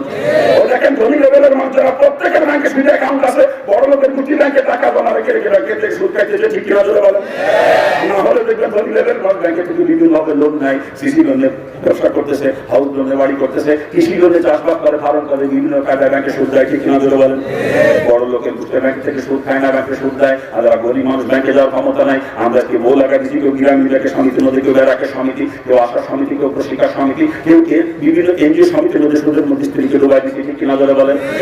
আবার কিছু কিছু এককেল মার্কা মুসলমান আছে, আপনাদের এলাকায় না থাকতে পারে, আমার এলাকায় আছে, শতকরা হারে টাকা লাগায়, শতকরা 10 টাকা, 1000-100 টাকা। এদেশেও আছে নাকি? এদেশেও আছে। আবার জমি বন্ধ, আপনার এলাকায় কি পায় জানি না, আমার এলাকায় বন্ধ পায়। মানে টাকা 1 লাখ দিলাম, আপনার জমি আমার মধ্যে থাকবে, যতদিন টাকা ফেরত না দিবা ওই জমির ফসল আমি খাবো। এরপরে টাকা ফেরত দিবা, জমি ফেরত দেবো, কথা ঠিক না? এই যে ফসল খাইলে ফসল খাওয়া শুয়োরের গোস্ত খাওয়ার মধ্যে কোনো পার্থক্য নাই। ওই ফসল খাইছে না, পায়খানা খাইছে না, এটা সম্পূর্ণ সুদ, এটা সম্পূর্ণ সুদ। হ্যাঁ, এইটা যায় হচ্ছে লিজ। আপনার টাকা দরকার, আপনার জমি আমারে দেবেন, আমি আপনারে 5 লাখ টাকা দেবো, আপনার জমি 10 বছর আমি খাবো, 10 বছর পরে টাকাও শেষ, আপনার জমি আপনি ফেরত পেয়ে যাবেন। এটা যায় লিজ, যেটা হলো লিজ কন্ট্রাক্ট। কিন্তু যেটা যে টাকা ফেরত দেবে, এরপর জমি ফেরত দেবে, ফাও ফসল খাবে। এই ফাও ফসল খাওয়া সম্পূর্ণরূপে সুদ। অনেক আলেম ওলামা পর্যন্ত এটার মধ্যে জড়িত, আমি দেখছি অনেক আলেম ওলামা পর্যন্ত। এগুলো সুদের ভিতরের কাম, ওগুলো আলেম নামের কলঙ্ক। খারাপ লাগতেছে আপনাদের? এটাকে আপনাদের কাছে কি পায়? বন্ধ করে কি পায়? সম্পূর্ণ হারাম, সম্পূর্ণ হারাম। এই কর অনেকে আজকাল মকরবাজি শুরু করেছে, বাকি খাজনা দিয়ে দিবি, ঠিক আছে খাজনা দিয়ে দেবো। আরে জমি খাত দিল 3টে হাতির ফসল পাইছি 33,000 টাকা, 3টে হাতির 33,000 টাকা হালাল করতেছে বদমাইশের গোষ্ঠী। মকরবাজি টাকা হও না কি আপনাদের কাছে আছে নাকি? সব না খেলে আমি বলবো আমার এলাকায় নাকি খালি এদেশেও আছে। এরা সব সুদের সঙ্গে জড়িত। চিৎকার দিয়ে বলে নাউজুবিল্লাহ। জানে ব্যাংকে শুধু শুধু দিয়ে শুধু শুধু সরকারের হারে টাকা লাগাইতে ওটাও সুদ, আবারও জমি পাট খাইতেছেন বা জানি এটাও কিন্তু সুদ। আর সুদের গুণা কতটুকু ভালো করবো? রাসূল হাদিসে বিধান করেছেন সূর্যের দেয়, সূর্যের ন্যায়, সূর্য যে হিসাব লাগে। এবং সুদের ব্যাপারে যদি কেউ সাক্ষী থাকে 4 জনের গুণা হলো সমান। রাসূল বলেন সুদে নেওয়ালা নেওয়ালা লিখনেওয়ালা সাক্ষী 4 জন সমান অপরাধী। এদের গুণা কতটুকু? হাদিসের মধ্যে রাসূল বয়ান করেছেন সুদের গুণার স্তরের 70 টাকা। এটা রাসূল বলেন সুদের দ্বারা 70 প্রকার গুনাহ হয়, আর 70 প্রকার গুনাহের মধ্যে সবথেকে ছোট গুনাহের কথা রাসূল বলেছেন, যদি নারী হয়ে সুদ দেয় বা সুদ খায়, কাবা ঘরের ভিতরে নিজের জন্মদাতা পিতার সঙ্গে জিনা করার সমতুল্য গুনাহ হয়। চিৎকার দিয়ে বলেন নাউজুবিল্লাহ। আর যদি পুরুষ হয়ে সুদ দেয় বা সুদ খায়, ওই কাবা ঘরের ভিতরে নিজের জন্মদাতা মার জন্মদাতা পিতার সঙ্গে জিনা করার গুনাহ হয়। নারীদের আর পুরুষদের গর্ভধারী মার সঙ্গে জিনা করার গুনাহ হয়। চিৎকার দিয়ে বলেন নাউজুবিল্লাহ। এই কাবা ঘরের ভিতরে নিজের মা বাবার সাথে জিনা করার গুনাহ শুধু 70টা গুনাহের মধ্যে ছোটটা, আর 70টা গুনাহের মধ্যে বড় গুনাহ স্বয়ং আল্লাহ পাক এবং তার নবী রাসূলের সঙ্গে যুদ্ধ ঘোষণা করা। চিৎকার দিয়ে বলেন নাউজুবিল্লাহ। অন্য হাদিসে রাসূল সাল্লাল্লাহু আলাইহি করেছেন 1 দিরহাম, আরবের 1 দিরহাম সমান ওই জামানায় আমাদের দেশে ছিল মাত্র 31 পয়সা পরিমাণ। রাসূল বলেন এই 1 দিরহাম পরিমাণে সুদ যদি কেউ দেয় বা খায়, কমপক্ষে 36 বার পাবে। রাসূল বলেন 1 দিরহাম সুদের পরিবর্তে কমপক্ষে 36 বার নিজের মা বাবার সাথে জিনা করা সমতুল্য গুনাহ হয়। চিৎকার দিয়ে বলেন নাউজুবিল্লাহ। আচ্ছা বলেন, আপনারাই বলেন, কোন মুসলমান নারী মা বাবার সঙ্গে জিনা করতে পারে? কোন ইহুদি নাসারা পারে? কিন্তু আজকে আমরা মুসলমান গোষ্ঠী তাই করতেছি, স্ত্রীকে যে সমিতি করে সুদি টাকা আনাইয়ে ওই স্ত্রীকে তার বাবার সঙ্গে জিনা করাইতেছি, আর আমি বদমাইশি সুদি টাকা খাইয়ে আমার মার সাথে জিনা করতেছি। আফসোস আফসোস, মুসলমান পাবলিকের ধরে গেছি। যদি কোনো প্রকার সুদের সঙ্গে কারো সম্পর্ক থাকে তওবা করেন, তওবা যদি করতে পারেন জান্নাতের চিন্তা ভাবনা করেন। সুদের সঙ্গে জড়িত থেকে যদি কেউ মারা যান, কসম খোদার, কসম খোদার, কসম খোদার, কিয়ামতের দিন জান্নাতে গিরানো না পর্যন্ত পৌঁছাবে না। জান্নাতে গিরানো বলেন না, কিয়ামতের দিন পাও ধরে কি তওবা করেন, তওবা করলে আল্লাহ মাফ করবে। আল্লাহর বাণী শুনাইছে, লা তাকনাতু মির রাহমাতিল্লাহ, বান্দা আমার রহমত থেকে দূরে আসিস না। এত দুশ্মনের ভিতরে লিপ্ত তুমি তওবা করে ফিরে আয়, তো তওবা করতে দেরি হবে, আমি আল্লাহ তোকে মাফ করতে দেরি করব। আমরা পারি না তওবা করতে সুদের থেকে? কি আমরা সুদের থেকে তওবা করতে পারি না? যদি কারো জমি পাট নিয়ে থাকি, যত টাকা ফসলের জমি থেকে পাই ওই টাকাটা বাদ দিয়ে বাকি টাকা ফেরত দিতে হবে, মনে থাকবে? হ্যাঁ, ব্যাংকের থেকে যদি লোন নিয়ে থাকি দ্রুত লোন পরিশোধ করে সুদের তওবা করতে হবে। আর ব্যাংকে যদি টাকা জমা রেখে সুদে অ্যাকাউন্ট খুলে টাকা জমা রেখে থাকি, ওই বাড়তি যে টাকা ওই টাকাটা নিয়ে গরিব মিসকিনকে দিয়ে দিতে হবে। কিন্তু নিয়ে কি আশা করলে আপনার ইমান চলে যাবে? ওই বাড়তি টাকাটা গরিব মিসকিনকে দিয়ে দিতে হবে, সাদকা করে দিতে হবে। ওটা কোনো মসজিদে দেওয়া যাবে না, কোনো মাদ্রাসায় দেওয়া যাবে না। হ্যাঁ, মাদ্রাসার এতিমখানায় দেওয়া যাবে, লিল্লাহবাড়িকে দেওয়া যাবে, গরিব মিসকিনের খাওয়ার জন্য, কথা ঠিক না? অথবা গরিব মিসকিন এলাকায় যারা তাদেরকে দিয়ে দিতে হবে। কিন্তু ওই টাকা নিজে খাওয়া হারাম, আর ওই টাকা দান করে যদি কেউ নেকি আশা করে, কসম খোদার সাথে ইমান হয়ে যাবে সাথে সাথে।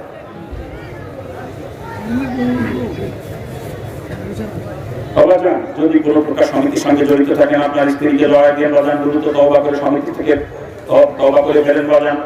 কি লাগছে? কি লাগছে?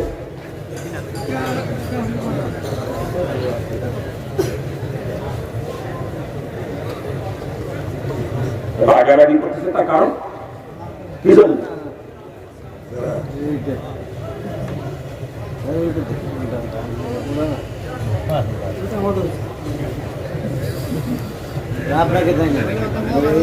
আমার কাছে আপনি হাত বাড়াইছেন সেজন্য কোথায় রাখছিলাম কথা? হ্যাঁ, আমার এলাকায় ঘরে ঘরে সমিতি, এক একজন মহিলা সাইড দিয়ে বাচ্চা করে মহিলারা ভালো আছে, সমিতি করে আছে সমিতি, ভালো করে একটু পাওয়া লাগে নাকি?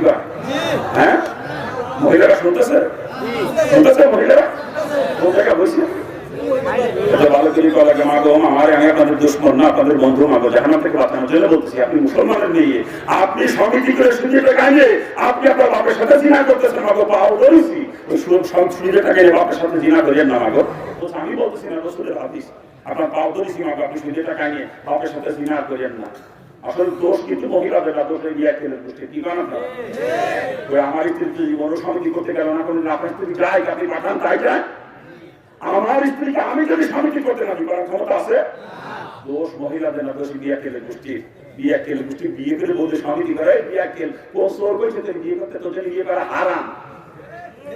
ওই ব্যক্তি করবে যার আর্থিক সঙ্গতি আছে, স্ত্রীকে পর্দার ভিতরে রেখে স্ত্রী ভরণ পোষণ দেওয়ার মতো আর্থিক সঙ্গতি যার আছে, মা যায় যদি কুলাইতে একসাথে তাকে বিয়ে করতে পারবে। কি কথা ঠিক না? আরে আমার বামের ঘরের কথা না, শরীয়তের ভাইচারা বলতেছি, যার মা যায় কুলায় এবং আর্থিক সঙ্গতি আছে, সে একসাথে তাকে বিয়ে করতে পারবে। আর যার আর্থিক সঙ্গতি নাই, স্ত্রীকে পর্দার ভিতরে রেখে ভরণ পোষণ দিতে পারবে না, শরীয়ত তাকে বলছে তুই রোজা রেখে রেখে মাজার দুধ কমায় রাখি, যাতে তোর বিয়ে করা না লাগে। শরীয়ত এই সিদ্ধান্ত দিয়েছে প্রয়োজন হলে সারা জীবন তুই রোজা রাখবি, তবু বিয়ে করবে না, তোর বিয়ে করা হারাম। আর বদমাইশের দুটি বিয়ে করে বই আর দিয়ে দিয়েছে মুখে আর আকাশে দিয়ে কেন তোর বউ সমিতি করতে মুসলমান পরিচয় দাও, তোর লজ্জা করে না? কোন মুসলমানের বাড়ি মেয়ে ছেলেরা কখন সমিতি করে না, আর যে বাড়ির মহিলারা সমিতি করে হতে পারে যে হাজি সাহেব বা তবলিগের মোবাইলে বা সরমুনারুরি, কিন্তু ওরা মুসলমান না। ও যদি মুসলমানই হইত ওর বাড়ির মেয়ে ছেলেরা জীবনও সমিতি করতে যেত না, ঠিক কিনা? বললাম ঠিক কিনা? আল্লাহ পাক সকলকে সহিহ বুঝদান করুন। আর জোরে কান না আমি আমরা সুদ থেকে তওবা করবো তো ইনশাআল্লাহ, সুদ থেকে তওবা করবো তো ইনশাআল্লাহ। আলোচনা করতেছি যেই কাজের মধ্যে আমার রসুলের তরিকা না, রসুল যেটা করেন না বা করতে বলেন নাই ওইটিকে কখনো ইবাদত বানানো সম্ভব না। ওটা হলো ডাইরেক্ট না ফরমালি মুসলমানের কাছেও কখনো যাইতে পারে না, ঠিক কিনা জোরে বলেন? যদি কেউ মনে করেন বিয়ে পর্দায় চলবো, এর মধ্যে কি রসুলের তরিকা আছে? মুসলমান কি বেপর্দা চলতে পারে? বর্তমান সমাজে পর্দার বালাইও নাই, কি কথা ঠিক না? হ্যাঁ, পর্দা আছে, খালি মুসলমানের ঘরে জাল নাই আর দরজায়, শরীয়তের পর্দার বালাইও নাই সমাজে বর্তমান, ঠিক কিনা? অথচ পর্দা শরীয়তের সব থেকে গুরুত্বপূর্ণ ফরজ পর্দা। নামাজ ফরজ, কিন্তু 24 ঘন্টা খানিক নামাজ ফরজ। রোজা ফরজ, 12 চাঁদের ভিতরে 1 চাঁদ রোজা ফরজ। যাকাত ফরজ মালদার জন্য, বছরে একবার যাকাত দেওয়া ফরজ। হজও ফরজ, মালদার জন্য জীবনে মাত্র একবার হজ করা ফরজ, ঠিক না? কিন্তু পর্দা 24 ঘন্টার জন্য, 24 ঘন্টা 1 সেকেন্ডে যদি ব্যাপারটা, 1 সেকেন্ড সাথে সাথে একটা কমি রাখবো না, আর একটা কমি রাখবো না, একেবারে নিম্নতম সাজা 7000 বছর জাহান্নাম, চিৎকারতে বলে না। 1 সেকেন্ডে যদি ব্যাপারটা হাজির করে সাথে সাথে 7000 বছর জাহান্নামের ফয়সালা, তারা বললাম আছে 7000 বছর জাহান্নামের ফয়সালা। এটা হলো পর্দার গুরুত্ব। আর পর্দার এরিয়া কতটুকু? যাকে বিয়ে করা হারাম তার সঙ্গে দেখা দেওয়া যায়, আর যাকে বিয়ে করা যায় বিয়ের আগ পর্যন্ত তার সঙ্গে দেখা দেওয়া হারাম। এটা হলো পর্দার এরিয়া। বুঝতে আসছে মশালা? যাকে বিয়ে করা যাবে না তার সঙ্গে দেখা দিতে পারবেন, আর যাকে বিয়ে করা যাবে বিয়ের আগ পর্যন্ত তার সঙ্গে দেখা দেওয়া হারাম। এটা হলো পর্দার এরিয়া। মনে থাকবে? দেবরের সঙ্গে ভাবি দেখা দেওয়া হারাম, দুলাভাইয়ের সঙ্গে শালি দেখা দেওয়া হারাম, ননদের জামার সঙ্গে শালাবো দেখা দেওয়া হারাম, মামা তো ভাই, খালা তো ভাই, শাস্তো ভাই, ফুফা তো ভাই, তাও তো ভাইয়ের সঙ্গে বোনের দেখা দেওয়া হারাম, বিয়ের সঙ্গে বিয়ের দেখা দেওয়া হারাম, উস্তাদের সঙ্গে ছাত্রী দেখা দেওয়া হারাম, পীর সাহেবের সঙ্গে মহিলা মরি দেখা দেওয়া হারাম, ইমাম সাহেবের সাথে মুসলিমদের স্ত্রী বিয়ে বলতে দেখা দেওয়া হারাম। কি পর্দা আছে আমাদের দেশে? পর্দার বালাইও নাই, কথা ঠিক না? ওই বললাম না খালি জাল নাই আর দরজায় পর্দা আছে, শরীয়তের পর্দা নাই সমাজে, কথা ঠিক কি? আর কি পর্দা ওয়াজ করবো? বর্তমান পর্দা করে লাভ দিলে বলে মনে হয় না। মুসলমানের বউ আছে, মেয়েরা সেই হারে বর্তমানে মার্কেটে যাওয়া ধরছে, পর্দার মধ্যে কাম হবে না। আপনার এলাকার মহিলারা ভালো আছে, জীবনে মার্কেটে যায় না। আমার এলাকার মহিলারা মার্কেটে যায়, এই দেশের মহিলারা যাক আমি নিষেধ করতেছি না, পরিণতি কিন্তু বলবো না। আরে মার্কেটে কাটি আপনার স্ত্রী এখন নিয়ে গেছে তা না, ও মার্কেটে যুবকরা আছে, যুবকদের যদিও কোনো কাজ নাই, যুবকরা আড্ডা মারতে যায়, ধরে ফেরে আড্ডা মারে, আর বিড়ির বেশি দেখলে বিড়ির ভিতরে ঢুকে যায় যুবকরা, আর বিড়ির ভিতরে ঢুকে সেই দেখে মহিলা কেনু আইলে করে মহিলাকে মুখে দেয়, কিন্তু আমি নিজে দেখছি, না দেখলে বলতাম না। আপনার স্ত্রীকে আপনার মেয়েকে যে মার্কেটে পাঠাচ্ছে না, কেলে দুটো খাওয়া দেবে নাকি? দোষ কিন্তু মহিলাদের না, দোষের বিয়ে কেলে কিছু কই। আমার স্ত্রী তো জীবনেও কোনোদিন মার্কেট করতে গেলেন, আপনার স্ত্রী যায় কে? আপনি পাঠান তাই যায়? আমার স্ত্রীকে আমার গায়ে যদি আমি মার্কেটে না যাই কিনা দিয়ে দেওয়ার ক্ষমতা আছে? দোষ মহিলাদের না, দোষে বিয়ে কেলে দুটি, বিয়ে কেলে যুবতী বউদারে, যুবতী মেয়েরা কেলে দুটো খাবে মার্কেটে পাঠাতে আর মুসলমান পরিচয় দেয়, লজ্জাও করে। তুই মুসলমান, হ্যাঁ তুই মুসলমান। আমার স্ত্রী পড়বে কাপড় দেখবো আমি, কথা ঠিক না? আমার যেটা পছন্দ সেইটা কিনে তো ওইটা পাবে, আর আমি পছন্দ করে কিনে দিলে আমার স্ত্রী পছন্দ হয় না, ও নিজে কিনে দুটো খাই, কিন্তু যেটা বুঝতে হবে ওর নাম আমি একা না, তলে তলে নাম আরো 2-4টি আছে, আমি একাই যদি নাম হতাম আমার যেটা পছন্দ সেইটাই করতো, কথা ঠিক কিনা? আমার পছন্দ ওর পছন্দ হয় না, ও নিজে পছন্দ করে কিনতে যায়, বুঝতে হবে ওইটা করে সেই তলে তলে যে নাম আছে ওইগুলো দেখাবে। শয়তানি মহিলা, তুই মুসলমানের স্ত্রী, মুসলমানের মেয়ে মার্কেট মেলে বেড়াও, কেন দুটো খাইয়ে শয়তানি টাকা। এই তোর বাপ জীবিত থাকতে মুসলমানের মেয়ে কখনো মার্কেটে যেতে পারে না, স্বামী জীবিত থাকতে মুসলমান স্ত্রী কখনো মার্কেটে যেতে পারে না, উপযুক্ত ভাই ঘরে থাকতে কোনো মুসলমানের বোন কখনো মার্কেটে যেতে পারে না, উপযুক্ত ছেলে ঘরে থাকতে কোনো মুসলমানের মা কখনো মার্কেটে যেতে পারে না।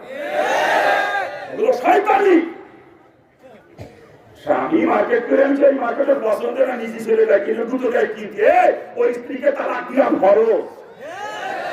স্বামীর কিনে আনা মার্কেট করে আনা মার্কেট যদি কোনো স্ত্রী পছন্দ না করে ওরে তালাক দিয়া ভরো, ও শয়তানি আপনার জাহান্নামে যাবে। তোমার বউ বলে সুন্নতি বানে, আমি আমার কিনা দিলে তোর পছন্দ নিয়ে সুন্নতি বানে, ও তালাক দিয়ে মালা খেলে রাত্রি মাইকে বিদায় করবো সাথে সাথে সাথে।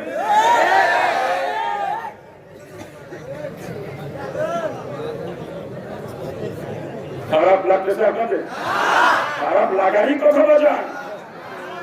ওই কিছু কিছু কার পুরুষ আছে, দশভঙ্গ আছে, ওদের বউরা মায়েরা মার্কেট করে বেড়ায়। যারা সত্যিকারের পুরুষ মানুষ তাদের বউরা মেয়েরা কখনো মার্কেটে যায়।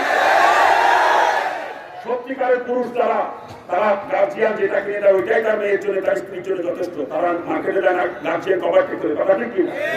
আর যেগুলো দশভঙ্গ কার পুরুষ, ওদের স্ত্রীরা ওদের কথা মানে না, মেয়েরা বাপের কথা মানে না। কি কথা ঠিক না? হ্যাঁ, আবার এই দশভঙ্গ বুঝি পায় বুক ফুলে গুলো, আমার স্ত্রী মার্কেটে কিনে বোকা হয়ে যায়, আমার মেয়ে মার্কেটে কিনে বোকা হয়ে যায়। বোরকা পড়ে গেলে সমস্যা কি? আমি হ্যাঁ, বোরকা পড়ে গেলে কোনো সমস্যা নেই, ঠিক আছে, যতই বোরকা পড়ে যায় কিলোর দুটো মাপ নাই। কি কথা ঠিক কিনা? চলো বলো। আর বর্তমান যে বোরকা পড়ে মহিলারা, বোরকা তো পর্দার জন্য পড়ে না, পরে ফ্যাশনের জন্য। পর্দার জন্য যেটা পড়ে আমাকে নানিরা দাদিরা পড়ে বোরকা, আর ভাবিরা আপারাবিরা পড়ে ফ্যাশনের জন্য, পর্দার জন্য না, কথা ঠিক না? শরীয়ত পর্দার জন্য যে বোরকা পড়তে বলছে সে বোরকা লাগবে 40 বিহীন, যাতে কেউ আকৃষ্ট না হয় বোরকা দেখে। ওটা নানিরা দাদিরা পড়ে, আর ভাবিরা আপারাবিরা পড়ে এত চৌলুসওয়ালা, ও বোরকা দেখেই যুবকরা পাগল হয়ে পিছন পিছন করে। কথা ঠিক না বলেছে? হ্যাঁ, শরীয়ত পর্দার জন্য যে বোরকা পড়তে বলছে সে বোরকা লাগবে ঢিলা ঢালা, যাতে শরীরের গঠন করতে বুঝতে না পারে, কথা ঠিক না? ওই ঢিলা ঢালা বোরকা ওটা আমাকে নানিরা দাদিরা পড়ে, আর ভাবিরা আপারাবিরা পড়ে এত টাইট ফিটিং, ফাটিয়ে যায় যায় বা। নাকি ভুল করছি? আমি ভুল করছি? হ্যাঁ, কি কায়দা, দোষ মহিলাদের না, দোষে বিয়ে খেলে বুঝি তোর বউ তোর মাইয়ে ওই টাইট ফিটিং বোরকা পড়ে রাস্তাতে সাইজ না সাথে না সাথে যায়, তোর নিজের লজ্জা করে না? যুবকা সাইজ মাপে তোর স্ত্রীর কোন জায়গায় কতটুকু সুপারটুকু কিছু, তোর মায়ের কোন জায়গায় কতটুকু সুপারটুকু কিছু, পাইছি লেগে লাগবে ওর গায়ে, ও যুবকা মাপে চোখ দিয়ে দিতে লাগে না, চোখ দিয়ে মাপে। তোর লজ্জা করে না? তোর বউ টাইট ফিটিং বোরকা পড়ে বলে তোর লজ্জা করে না? তোর মেয়ে টাইট ফিটিং বোরকা পড়ে তোর তো লজ্জা থাকা উচিত, তোর জুতোতে ফিটানোর কাম। ও সব মহিলাকে না দোস্ত।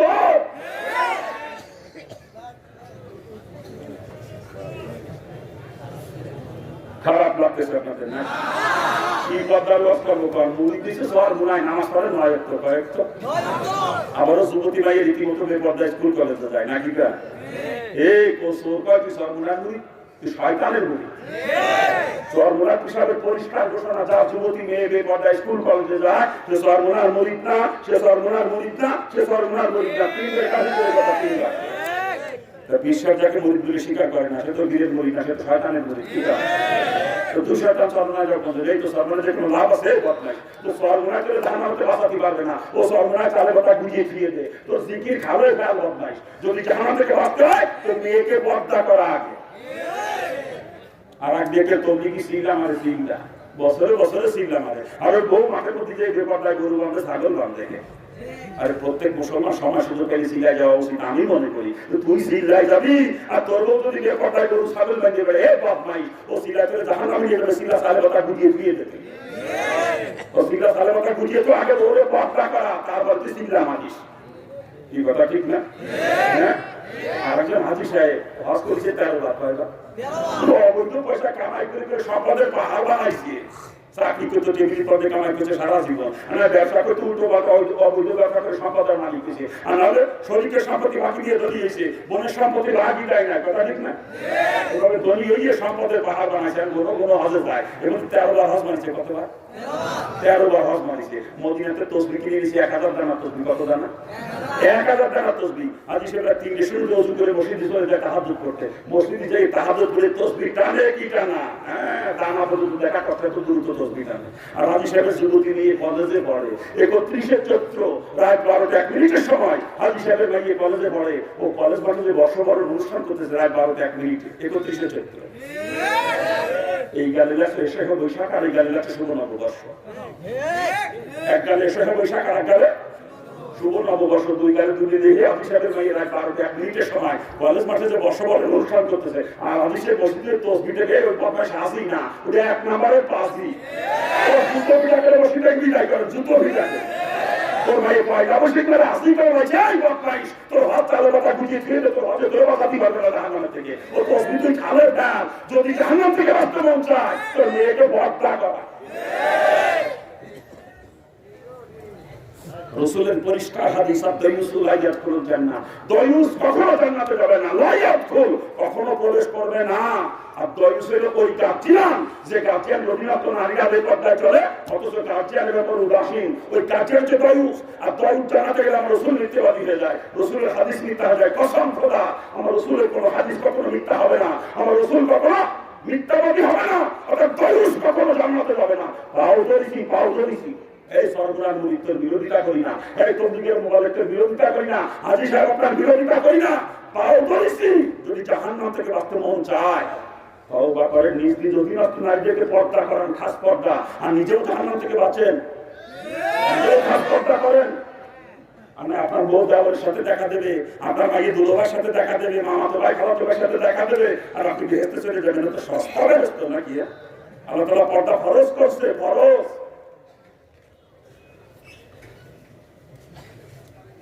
বেহেশতে কয়েকজন যাবেন একটু বুকিয়াতে চিন্তা ভাবনা করেন না আজকে এত বুক ফুলে ফুলে করেন মুসলমানে করে জমিছি একদিন বেহেশতে যাবই এত সস্তা বাজান যাবেন একদিন না একদিন ঠিক আছে সেই যাওয়া যে কি কষ্ট রে বাজান গরুর বাছুর হইছে কিন্তু টের পাইছে তো গরু আমি তো টের পাই আমি তো খুশি গরু টের পাইছে কি ওই গেছে তার মধ্যে ঠিক না হ্যাঁ তা সে জাহান্নামে পুড়িয়ে পুড়িয়ে পয়দা হয়ে তারপরে একদিন বেহেশতে যাবে সে টের পাবেন জ্বালা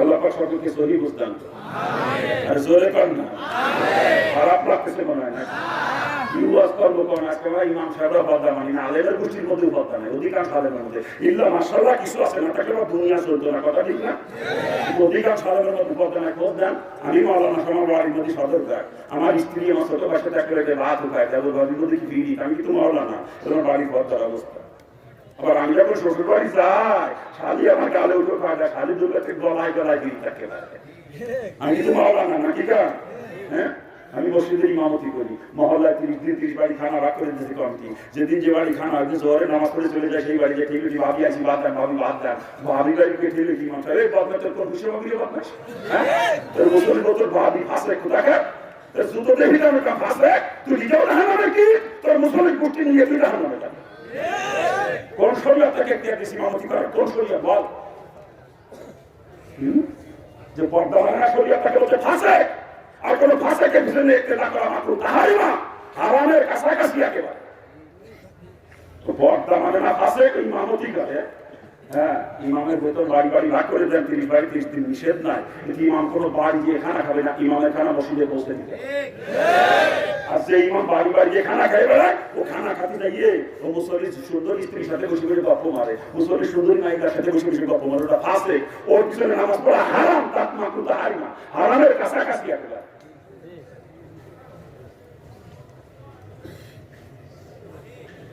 খারাপ লাগতেছে আপনার আলেম হয়ে পর্দা মানে না দুঃখ রাখবো কোথায় বিয়েকে তুই একজন আলেম তুই না নবীর ওয়ারিসে বিয়েকে তোর বাউ ধরিস একজন আলেম হবে ইসলামের মডেল তাকে দেখে মানুষ দিনের বুঝ হবে ইসলাম চিনবে ওই আলেম যদি বেপর্দায় চলে ইসলাম থাকে কর আলেম বেপর্দায় চলে ইসলাম থাকে তোর বাউ ধরিস তুই একজন আলেম তুই নবীর ওয়ারিস তুই হবে বেপর্দায় চলতে পারিস না তোর বাউ ধরিস বাবা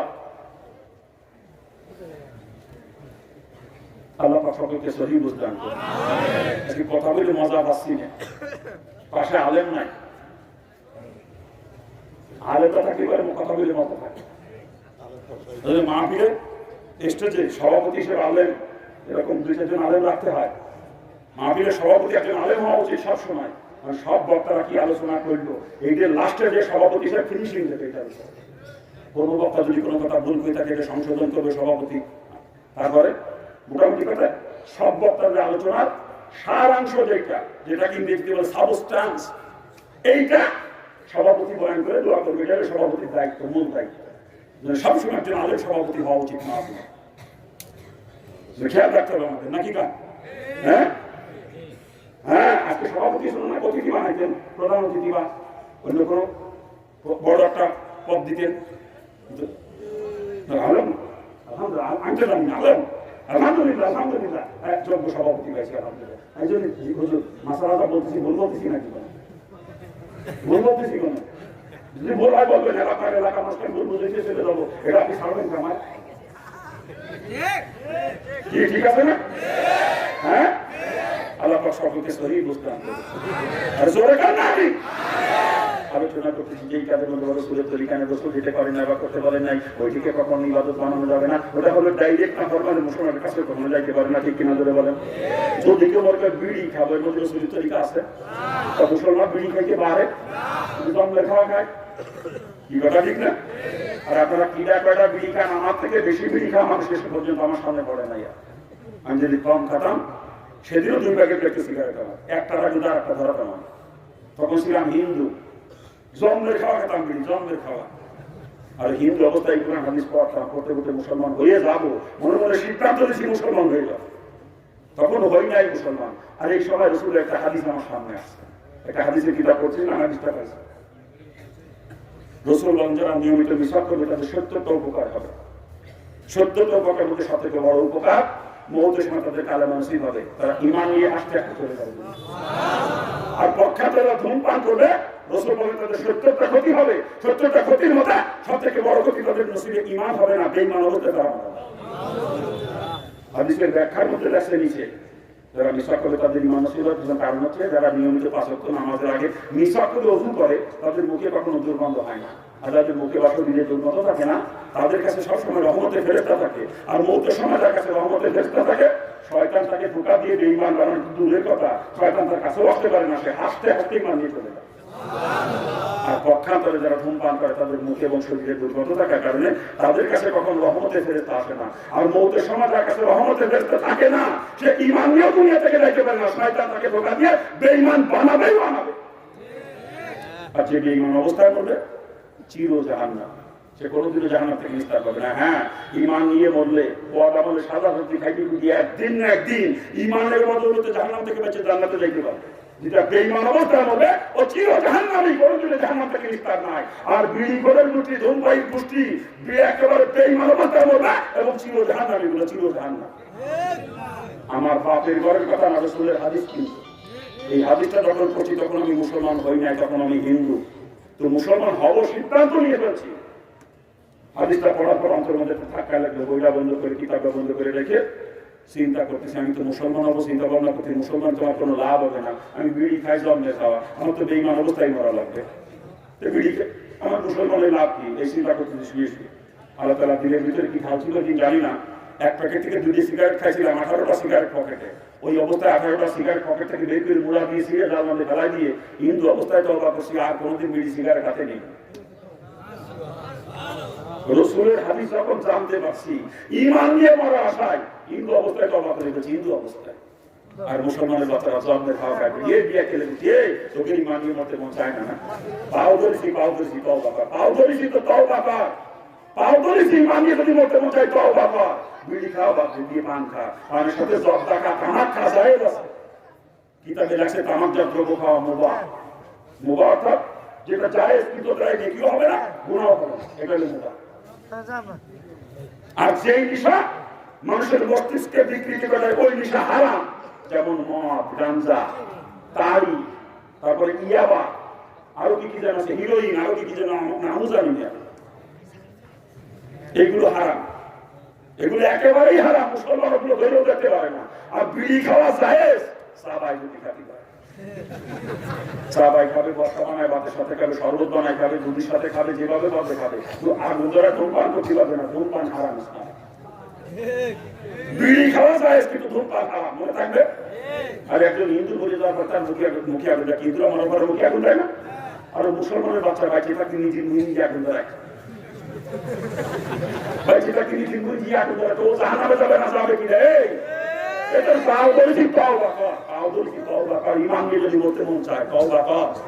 বিড়ি খাওয়াতে পান খা, সব টাকা তামাক খা, জায়েজ আছে। বিড়িও খাতি পারিস, সবাই খাবি, আগুন ধরা কোনো খাতি পারবি না। ফতুয়া কিতাবে লাগছে তামাকজাত দ্রব্য খাওয়া মুবাহ, তামাকজাত দ্রব্য খাওয়া মুবাহ, তার নেকিও হবে না, গুনাহ হবে না, জায়েজ।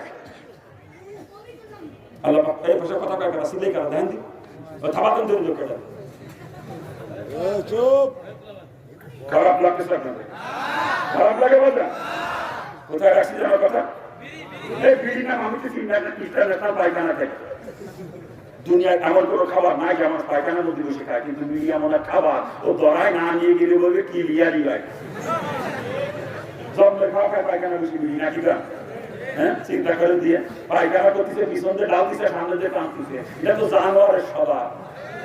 দেখেন গরু ঘাস খায়, ওর পায়খানা আছে, পায়খানা করতে কিন্তু ঘাস খাওয়া বন্ধ নাই, পিছন দিয়ে ডালে সামনে দিয়ে টানে, এটা গরু জানোয়ারের স্বভাব, ঠিক না? তারা পায়খানা করার দিক সামনে দিয়ে টানে, পিছন দিয়ে টানে, ওগুলো তো জানোয়ার, ওদের মানুষ করলে গুণা হবে। কিন্তু এই বিড়ি করে কুটি জানোয়ার, ওদের মানুষ করে না করলে গুণা হবে। বিয়ে খেলে কুটিয়ে পায়খানার মধ্যে বেশি বিড়ি খাইতো, দিন না নাই বদমাইছে, দিন না হবে না। হ্যাঁ, বিড়ি না খেয়ে পায়খানা করিস, গরম গরম পায়খানা, আলি আলি পায়খানা, ওইটাও জোরে খায়। বিড়ি খাতে পায়খানা উঠে কাজ মজা বেশি পাবে। বিয়ে খেলে কি তওবা কর, বুড়ো হয়ে গেছে, একেবারে বুড়ো ফুট নিয়ে এক কবরে চলে গেছে, এই বিয়ে খেলে আমি বিড়ি খায়। কাস্তি কাস্তি জান বেড়ে যায়, বিড়ি দম দিয়ে কাটা শুরু করে, কাস্তি কাটে জীবন বেরিয়ে যাওয়ার মতো অবস্থা, সব খুলে কাছে একটু ফেলাই দিয়ে আবার দম আরেকটা দিকে আবার কাটা শুরু করে, কাস্তি কাটতে মরিয়ে যাবে, একটা বিড়ি খাওয়া বাদ করে। এই তোর পাউডারি কিছু মরবি না, বিয়ে খেলে মরবি না, তোর এক কবর চলে গেছে, আমরা বিড়ি খাওয়া বাদ দিতে পারছি না। হ্যাঁ, আপনার এলাকার মানুষ ভালো আছে, বিড়ি খায় না, এই এলাকার মানুষও খায়।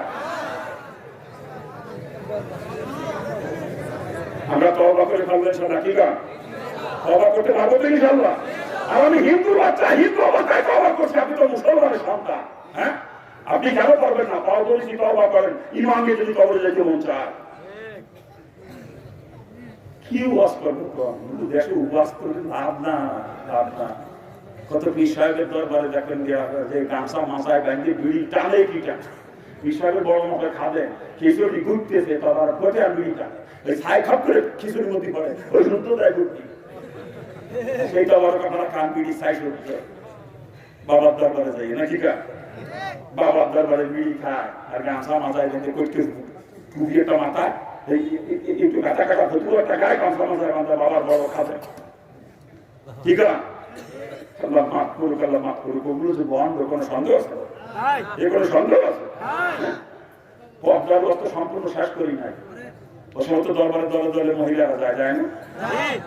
কোন হক্কানি পীরের দরবারে কখনো মহিলারা যায় না। যে সমস্ত দরবারে মহিলারা যায়, ওগুলো পীর না, ওগুলো তাজা শয়তান বন্ধ। আপনার কাছে সর্বনায় যারা যায় তাদের সাথে কয় মহিলা যায়? কান্দি উজানি যারা যায় তাদের সাথে কয় মহিলা যায়? নানুপুর যারা যায় তাদের সাথে কয় মহিলা যায়? ঢাকা ঢালকানগর হজরতের দরবার যারা যায় তাদের সাথে কয় মহিলা যায়? এ যারা যাত্রাবাড়ি হজরতের কাছে যায় তাদের সাথে কয় মহিলা যায়? হক্কানি পীরের দরবারে কখনো মহিলারা যায় না। আর যে দরবারে দলে দলে মহিলারা যায়, ওগুলো পীর না, ওগুলো বন্ড, সব শয়তান। সব বুঝা দরকার। বাজান পর্দা আল্লাহ তাআলা ফরজ করেছে। পর্দা কি? এবং শরীয়তের সবথেকে গুরুত্বপূর্ণ ফরজ হলো পর্দা। যে দরবারে পর্দার খেলাফ, ওটা কোনো পীরের দরবার হতে পারে না। সেই পর্দায় পর্দা মানে না, ও ফাসেক। আর কোনো ফাসেক কখনো আল্লাহর ওলি হতে পারে না। বুঝতে হবে বাজান, সব বোঝা দরকার। আমি হিন্দুর বাচ্চা, আমি বুঝলি, আপনারা মুসলমান সন্তান, আপনারা বোঝেন না এগুলো? বোঝেন না যে বন্ধ দরবারে গড়িয়ে মারেন, দেখেন যেটা তালিকা না রাখতে পারে, ল্যাংটা না করা মতো বোঝা যাবে না যেটা মুসলমান। ল্যাংটা করার পর সেনবারকে তো দেখো যে মাথা কাটা আছে, তখন বোঝা সম্ভব, এটাকে বোঝার কোনো সিস্টেম। এই বদমাশ কি দাবি করে হায়দ্রাবাদ যে মুসলমান, লজ্জা করে না? আর দোষ ওই বন্ধ না, দোষ হাত নাগে। আপনারা কি করে দাড়ি কামাতে বদমাশে কি মনে করে না? এই যে রসুলের কলিজায় খুন লাগায়, রসুলকে কান্দায়, ওটা জাহান্নামের কি? ওই বদমাশ স্বভাব বিরায় কেন পায়?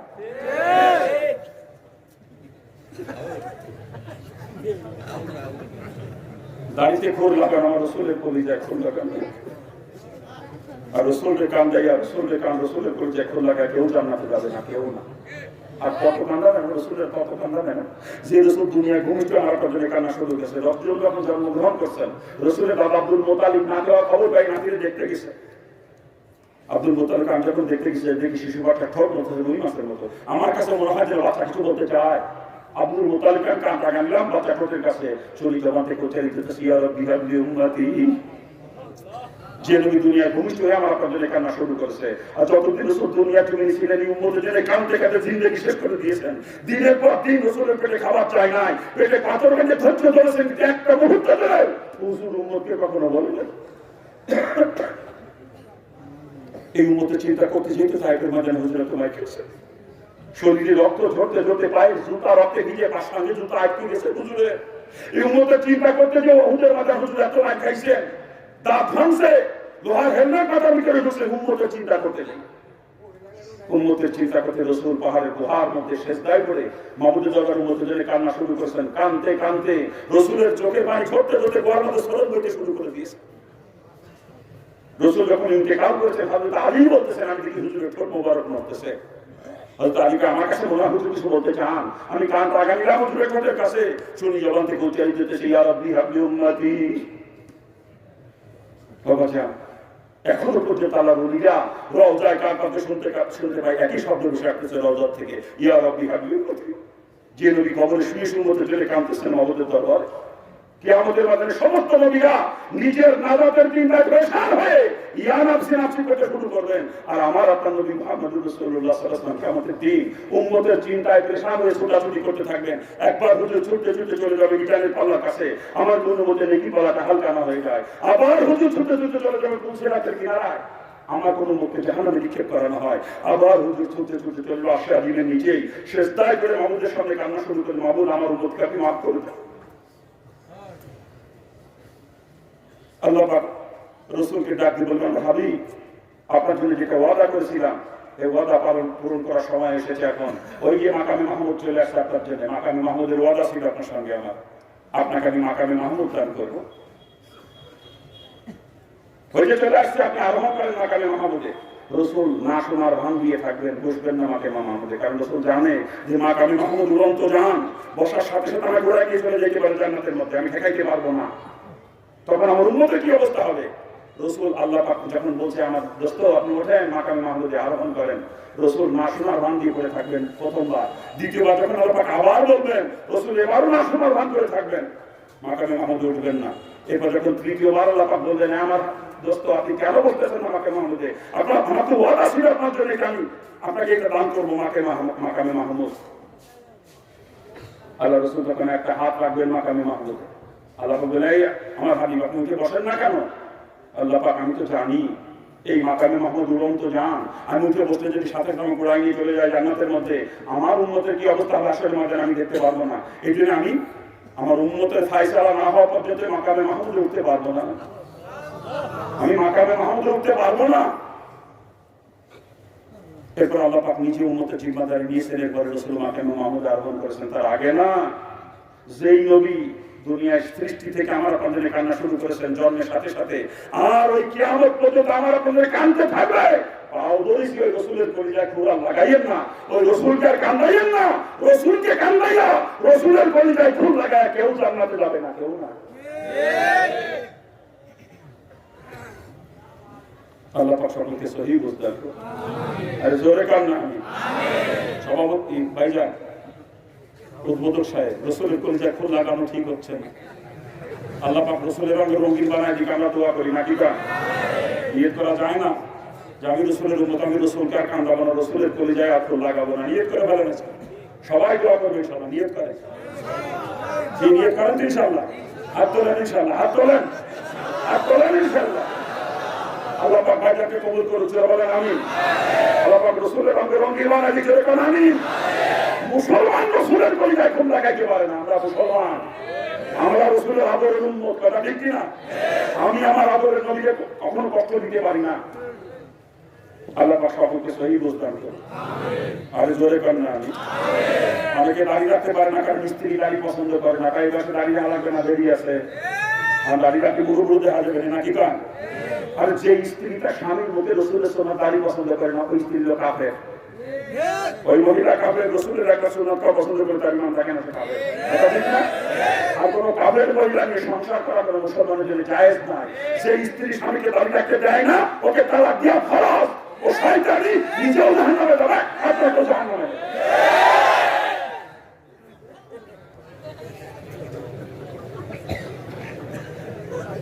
লাগতেছে আপনাদের? খারাপ লাগে বাজা? খারাপ লাগলে কিছু করার নাই বাজান, জাহান্নাম থেকে বাঁচানোর জন্য বলতেছি, অন্য কোনো উদ্দেশ্য না। একটা কথা বলি না, এ সমস্ত বয়ান বক্তারা করে না, বক্তারা খালি 22 মাসের মধ্যে বাস করে চলে যায়, সবাই যাতে খুশি হয়, কেউ বেজার না হয়। আরে ওগুলো আপনাদের দুশ্মন, ওরা আপনাদের বন্ধু না, আপনাদেরকে জাহান্নামের ভিতরে রেখে ওয়াজ করে পকেট করে টাকা নিয়ে চলে যায়।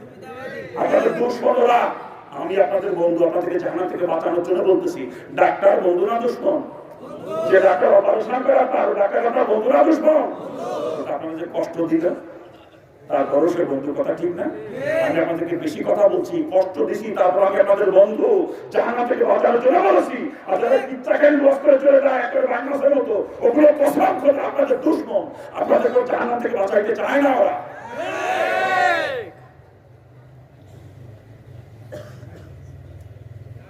খারাপ লাগতেছে নাকি? রাজান আমি ডাক্তার, আমি বক্তা না। বক্তারা করে বয়ান, আমি করি চিকিৎসা। বক্তারা করে ওয়াজ, আমি করি ওয়াজ। কি বোঝেন? বোঝেন আপনারা? আল্লাহ পাক সকলকে সহি বুঝ দান করুন। রাতে তোমরা বেশি হয়ে যাচ্ছে, কি করবো? হ্যাঁ, এই আবার ওপেন গায়ে হয়েছে, ওপেন গায়ে কি হয়েছে? ওই যে অনেক লোক সরিয়ে যাচ্ছে, আমি দেখতেছি ওই দেখা নিয়েছে। ওগুলো আসলে মুসলমান না হলেই কথা হয়। আইসিল ন মুসলিমদের দেখতে, রানা মাস্তানের দেখতে আইসিল, এই যে দেখা হয়ে গেছে চলে যাচ্ছে। প্রশ্ন লাগছে আমার কাছে, কি চোখ তো ব্যাগের মধ্যেই। আপনার মাস্তান কি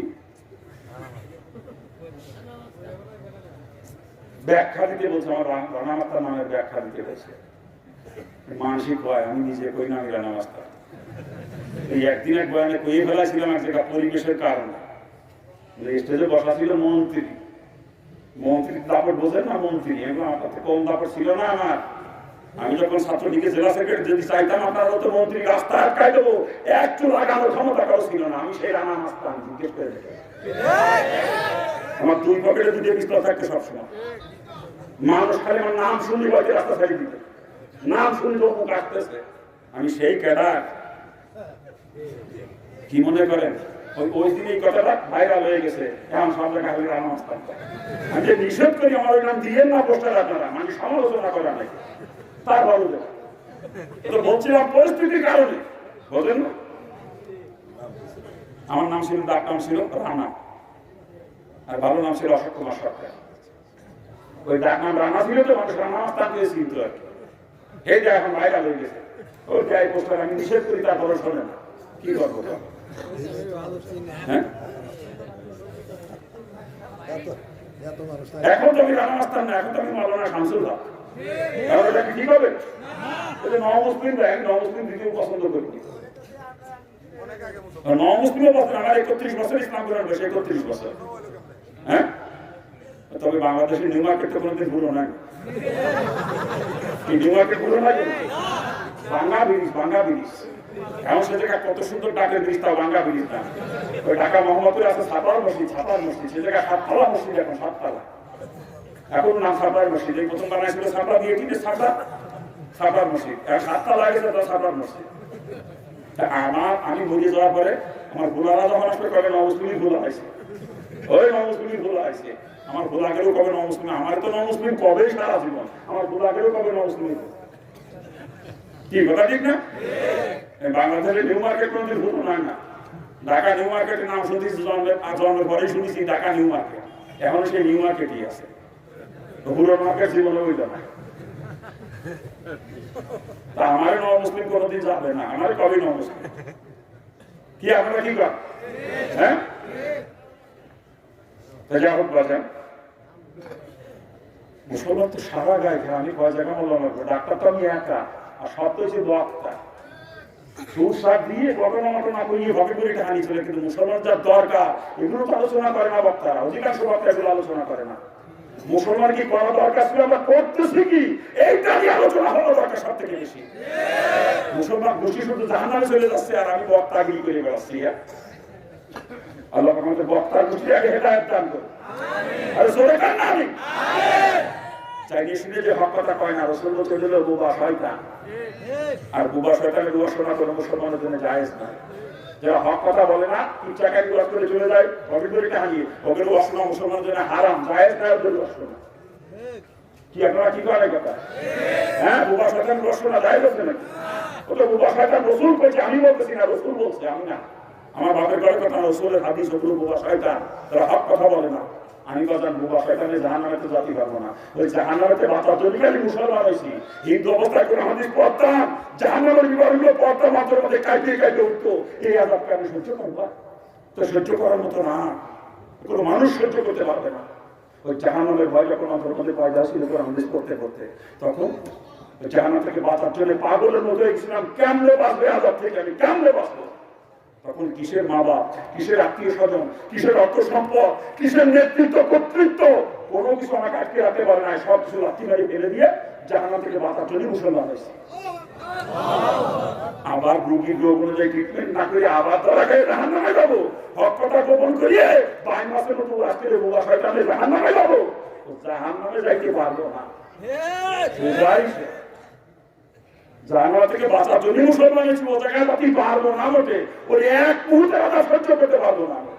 দোয়া করেন আল্লাহ পাক যেন আযাব থেকে আমাকে, কঠিন অবস্থা, বড় কঠিন অবদান। আমিও আপনাদের সকলের জন্য দোয়া করি, আমাদের সকলকে আল্লাহ পাক ওই জাহান্নামের কঠিন আযাবের থেকে হেফাজত করুন।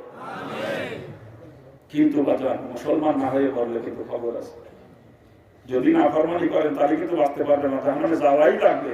নাফরমানি সাদা সাথী খাটা হয়ে গেলি, এরপরে জাহান্নাম থেকে বাঁচিয়ে জান্নাতে দেখতে পারবে। যদি নাফরমানি জীবনে না হয়ে যায়, যা কিছু করবো সব রাসূলের তরিকায় করে ইবাদত বানাইতে হবে, কথা ঠিক না? এটার উপরেই ছিল আজকের আলোচনা। কি বলেন?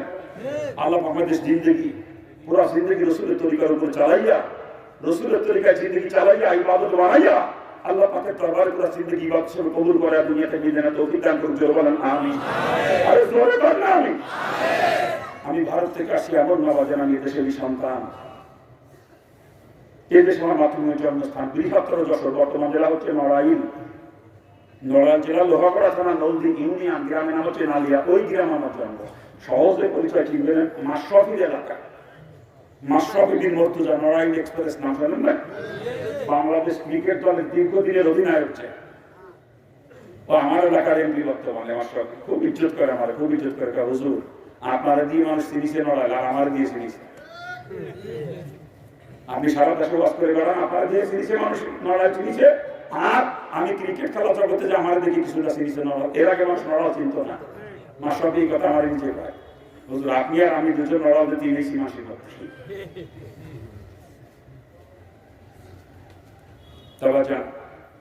আমার বাপের নাম নিত্য গোপাল সরকার, ডাক নাম আছে নিতাই।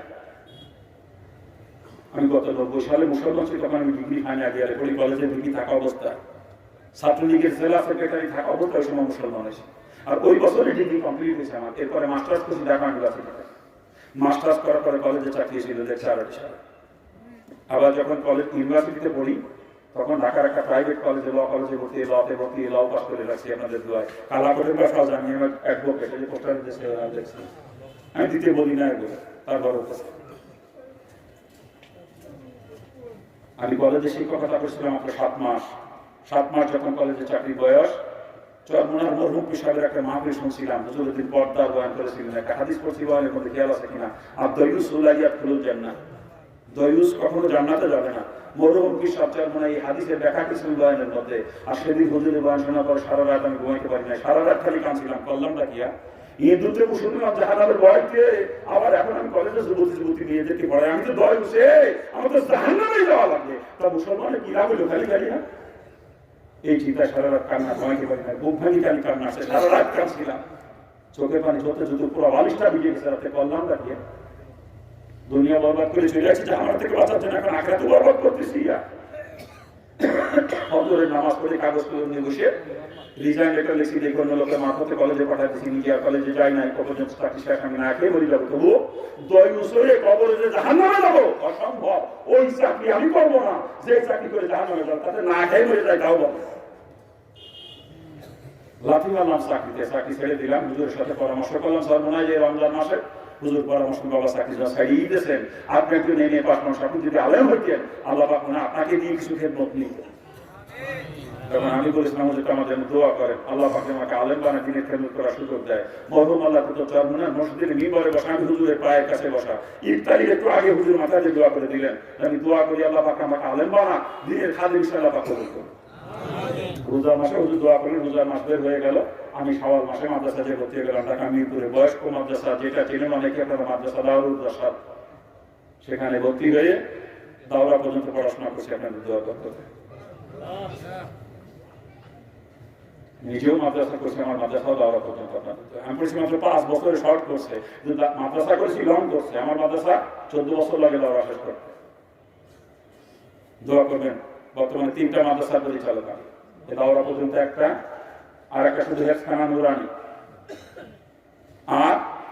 আর একটা মাদ্রাসার পরিচালক। ওইটা আমার প্রতিষ্ঠা না, আমি প্রতিষ্ঠাতা না, ওটা আমার জেলা মুজাহিদ কমিটি প্রতিষ্ঠিত করছেন।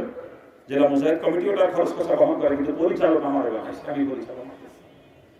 আর আমার নিজের প্রতিষ্ঠিত যে দুইটা, একটা দাওরা পর্যন্ত সাথে হেফখানা কেরাতখানা, আর একটা শুধু হেফখানা নুরানি, এই দুইটা আমি নিজে পরিচালনা করি। খরচ খরচা আমার গাড়ির উপরে। দোয়া করবেন আপনারা, আল্লাহ পাক যেন আমার খেদমত কবুল করে।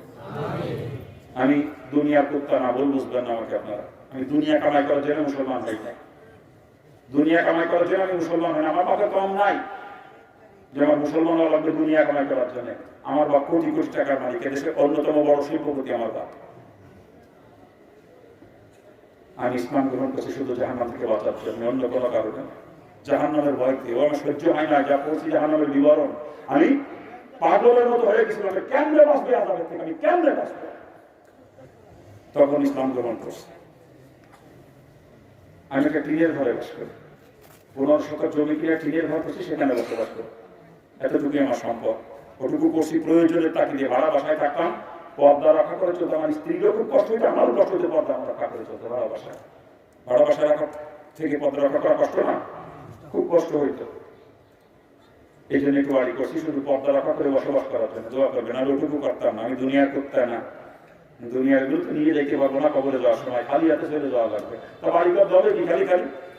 এই বুঝ পাওয়ার পরে মুসলমান এসে, এই বুঝ পাওয়ার পরে মুসলমান এসে যে কিচ্ছু আমার নগর ফেলে দিয়ে চলে যাবো, পরে রুয়ারিদের আমার না। আমার কতটুকু, যেটা আমি খাই শেষ করি, রসুল বলছি যেটা তুমি খাই শেষ করছো, এটা ব্যবহার করে পুরাতন করছো। আর যেটা আখেরাতের জন্য পাঠাই দিচ্ছ, অর্থাৎ দিনের রাস্তায় যে টাকাটা খরচ করছো, ওইটা তোমার নিজের। আর দুনিয়াতে বাড়ি গাড়ি জায়গা সম্পত্তি যা করছো, ও কিচ্ছু তোমার নগর, পরে রুয়ারিদের তোমার না। ঠিক আছে? আমি তো পাগল না, পাগলও এখন বুঝে।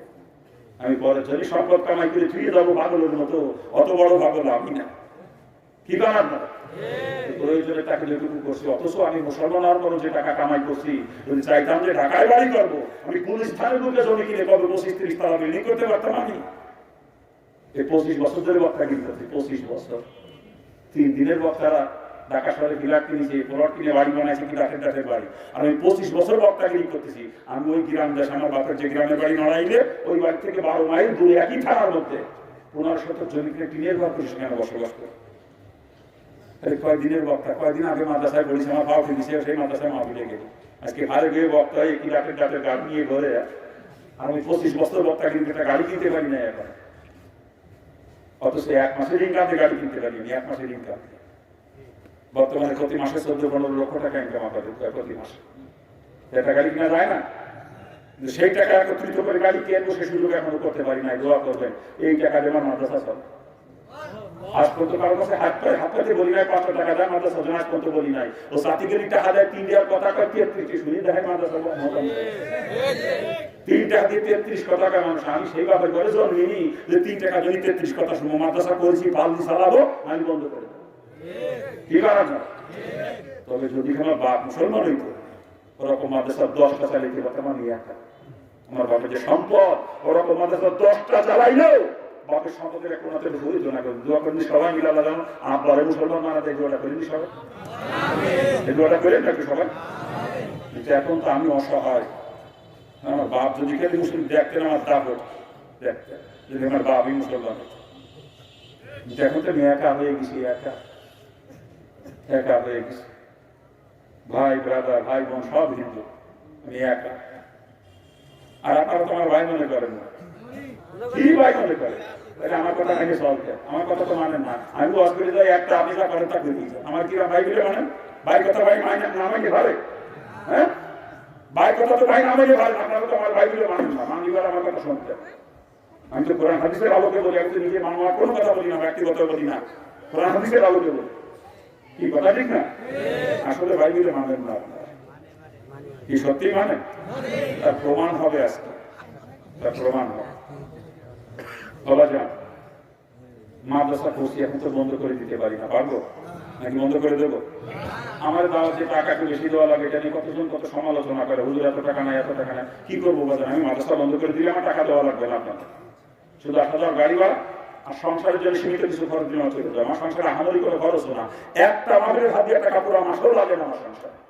30 দিন কষ্ট করি শুধু মাদ্রাসার জন্য, কি করবো? মাদ্রাসা করছি, হাতও পাততে পারি না, এই করে চালাই। এই জন্য আমার যারা দাওয়াত দিতে চাই আমি বলি আগে থেকে আমার এই দিতে হবে, যদি আপনাদের কষ্ট হয় আমার নিয়ে না, আপনাদের কষ্ট করার দরকার নেই আমার নিয়ে। আর যদি নিয়ে কম দেন তখন আমি কষ্ট পাবো, আপনারাও আমার নিয়ে কষ্ট করে না, নিয়ে কেউ কষ্ট দিয়ে না, কি ঠিক আছে না? হ্যাঁ, এই আগে থেকে বলি যে আমার এই দিতে হবে। অনেকে কয়েকটা হুজুর কন্ট্যাক্ট করে, কন্ট্যাক্ট করা বক্তব্য শোনা যায় নাই, এবার যেন আমি তাকে কন্ট্যাক্ট মনে করি না। আমি আগে বলি, কারণ না বলে দিলে কম দেবে, আমি মাদ্রাসা চালাইতে পারবো না, কি করবো? না কামড়ি মাথাও দুধ দেয় না, এই জন্য আমার আগে কান্দা লাগে, আমার এই দিয়া লাগবে, আমার মাদ্রাসা চালাই, এটা কন্ট্যাক্ট মনে করি না। যারা 80,000 90,000 নিয়ে যাচ্ছে কন্ট্যাক্ট করে, তাকে মাদ্রাসা নাই, এটা নাই, সেটা নাই, গিয়ে ঢাকা শহরে বাড়ি করতেছে, গাড়ি বিশাল গাড়ি ভাড়াটাই দিবি দেখি, ওদের কাছে কত জিজ্ঞেস করেন কন্ট্যাক্ট করা যায় কি না যায়। আমি কন্ট্যাক্ট করি না, এটা আমার কন্ট্যাক্ট না, আমার মাদ্রাসা চালাইতে লাগে, তাই বলি। আপনি পাল দিয়ে আনবেন আমার, না পাল দিয়ে আনবেন না, সমালোচনা করেন তোর জন্য আপনি। ঠিক আছে না? হ্যাঁ, আমি কি বলছি যে আমার নিয়ে রাখবে আপনার? কাউকে শোধ করি না, আমার তো দাওয়াতের অভাব নাই। আমি যদি প্রতিদিন 5টা করে প্রোগ্রাম করি, সারা বছর প্রোগ্রাম শেষ হবে না। এত দাওয়াত ফেরত দিয়ে আমি প্রতিদিন এত দাওয়াত ফেরত দিয়ে জানেন আপনারা? বক্তারা 3 দিয়ে সাইড করে মাহফিল করে, দাওয়াত নাই, 3 দিয়ে সাইড দিয়ে 1-2 মাহফিল গেল, এরপর 3য় মাহফিলে যাওয়ার সময় গাড়ি চাকা পাঞ্চার হয়ে গেছে, কারণ বলতে আমি অসুস্থ, আমি যাইতে পারবো না। মিথ্যে কথা, এটা মিথ্যে কথা। দাওয়াত দিয়েছে সাইড দিয়ে 2 দিয়ে করে 2 দিয়ে যায় না, মিথ্যে কথা কয়। আমার শাশুড়ি মরে গেছে, ও শাশুড়ি যে কতবার মরেছে জীবন তার সে জীবন করছি আমি। আরে অধিকাংশ 3 দিয়ে সাইড করে মাহফিল করে সব বক্তা মিথ্যে কথা কয়। ওই ফোন দিলি জোহর বন্ধু এই আসতেছি, এরপরে ফোনটা বন্ধ, তারপরে কয় হুজুর এই পরে ফোন দিলি, যে ফোন চালু করে ফোন দিলি, আমি অসুস্থ হয়ে পড়ছিলাম, আমি জেনে যাইতে পারি না। অথচ মাহফিলের দিন আরো 3 দিয়ে করেছে, আপনারটাই আসে না, আরো 3 দিয়ে করেছে, খোঁজ নিয়ে দেখে।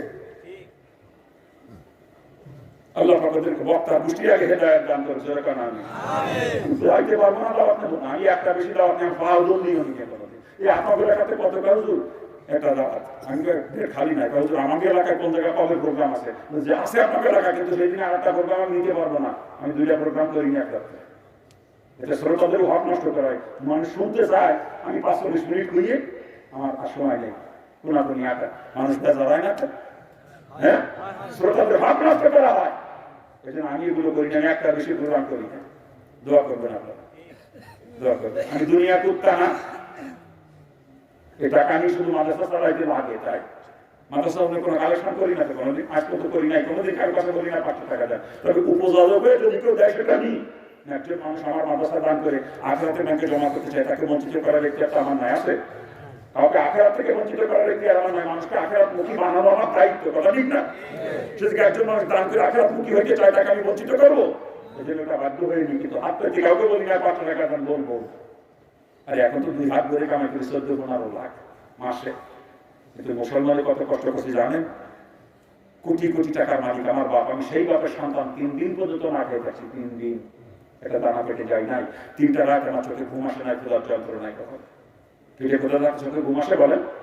সারা রাত চাহিদা মাঝে রয়েছে, চোখে পানি দাঁড়াচ্ছে, দোয়া করছি আল্লাহ তোমার উপরে বিশ্বাস বসছি, তুমি তো লিখেছি মালা, তুমি খারাপ অবস্থা করে দাও। 3 দিন 3 রাত কাঁদতে আল্লাহ চোখে পানি কবুল করছে, লজিং এর ব্যবস্থা হয়ে গেছে। 4 দিনের দিন লজিং বাড়ি বাদ খাইছি, 3 দিন না খেয়ে থাকার পর।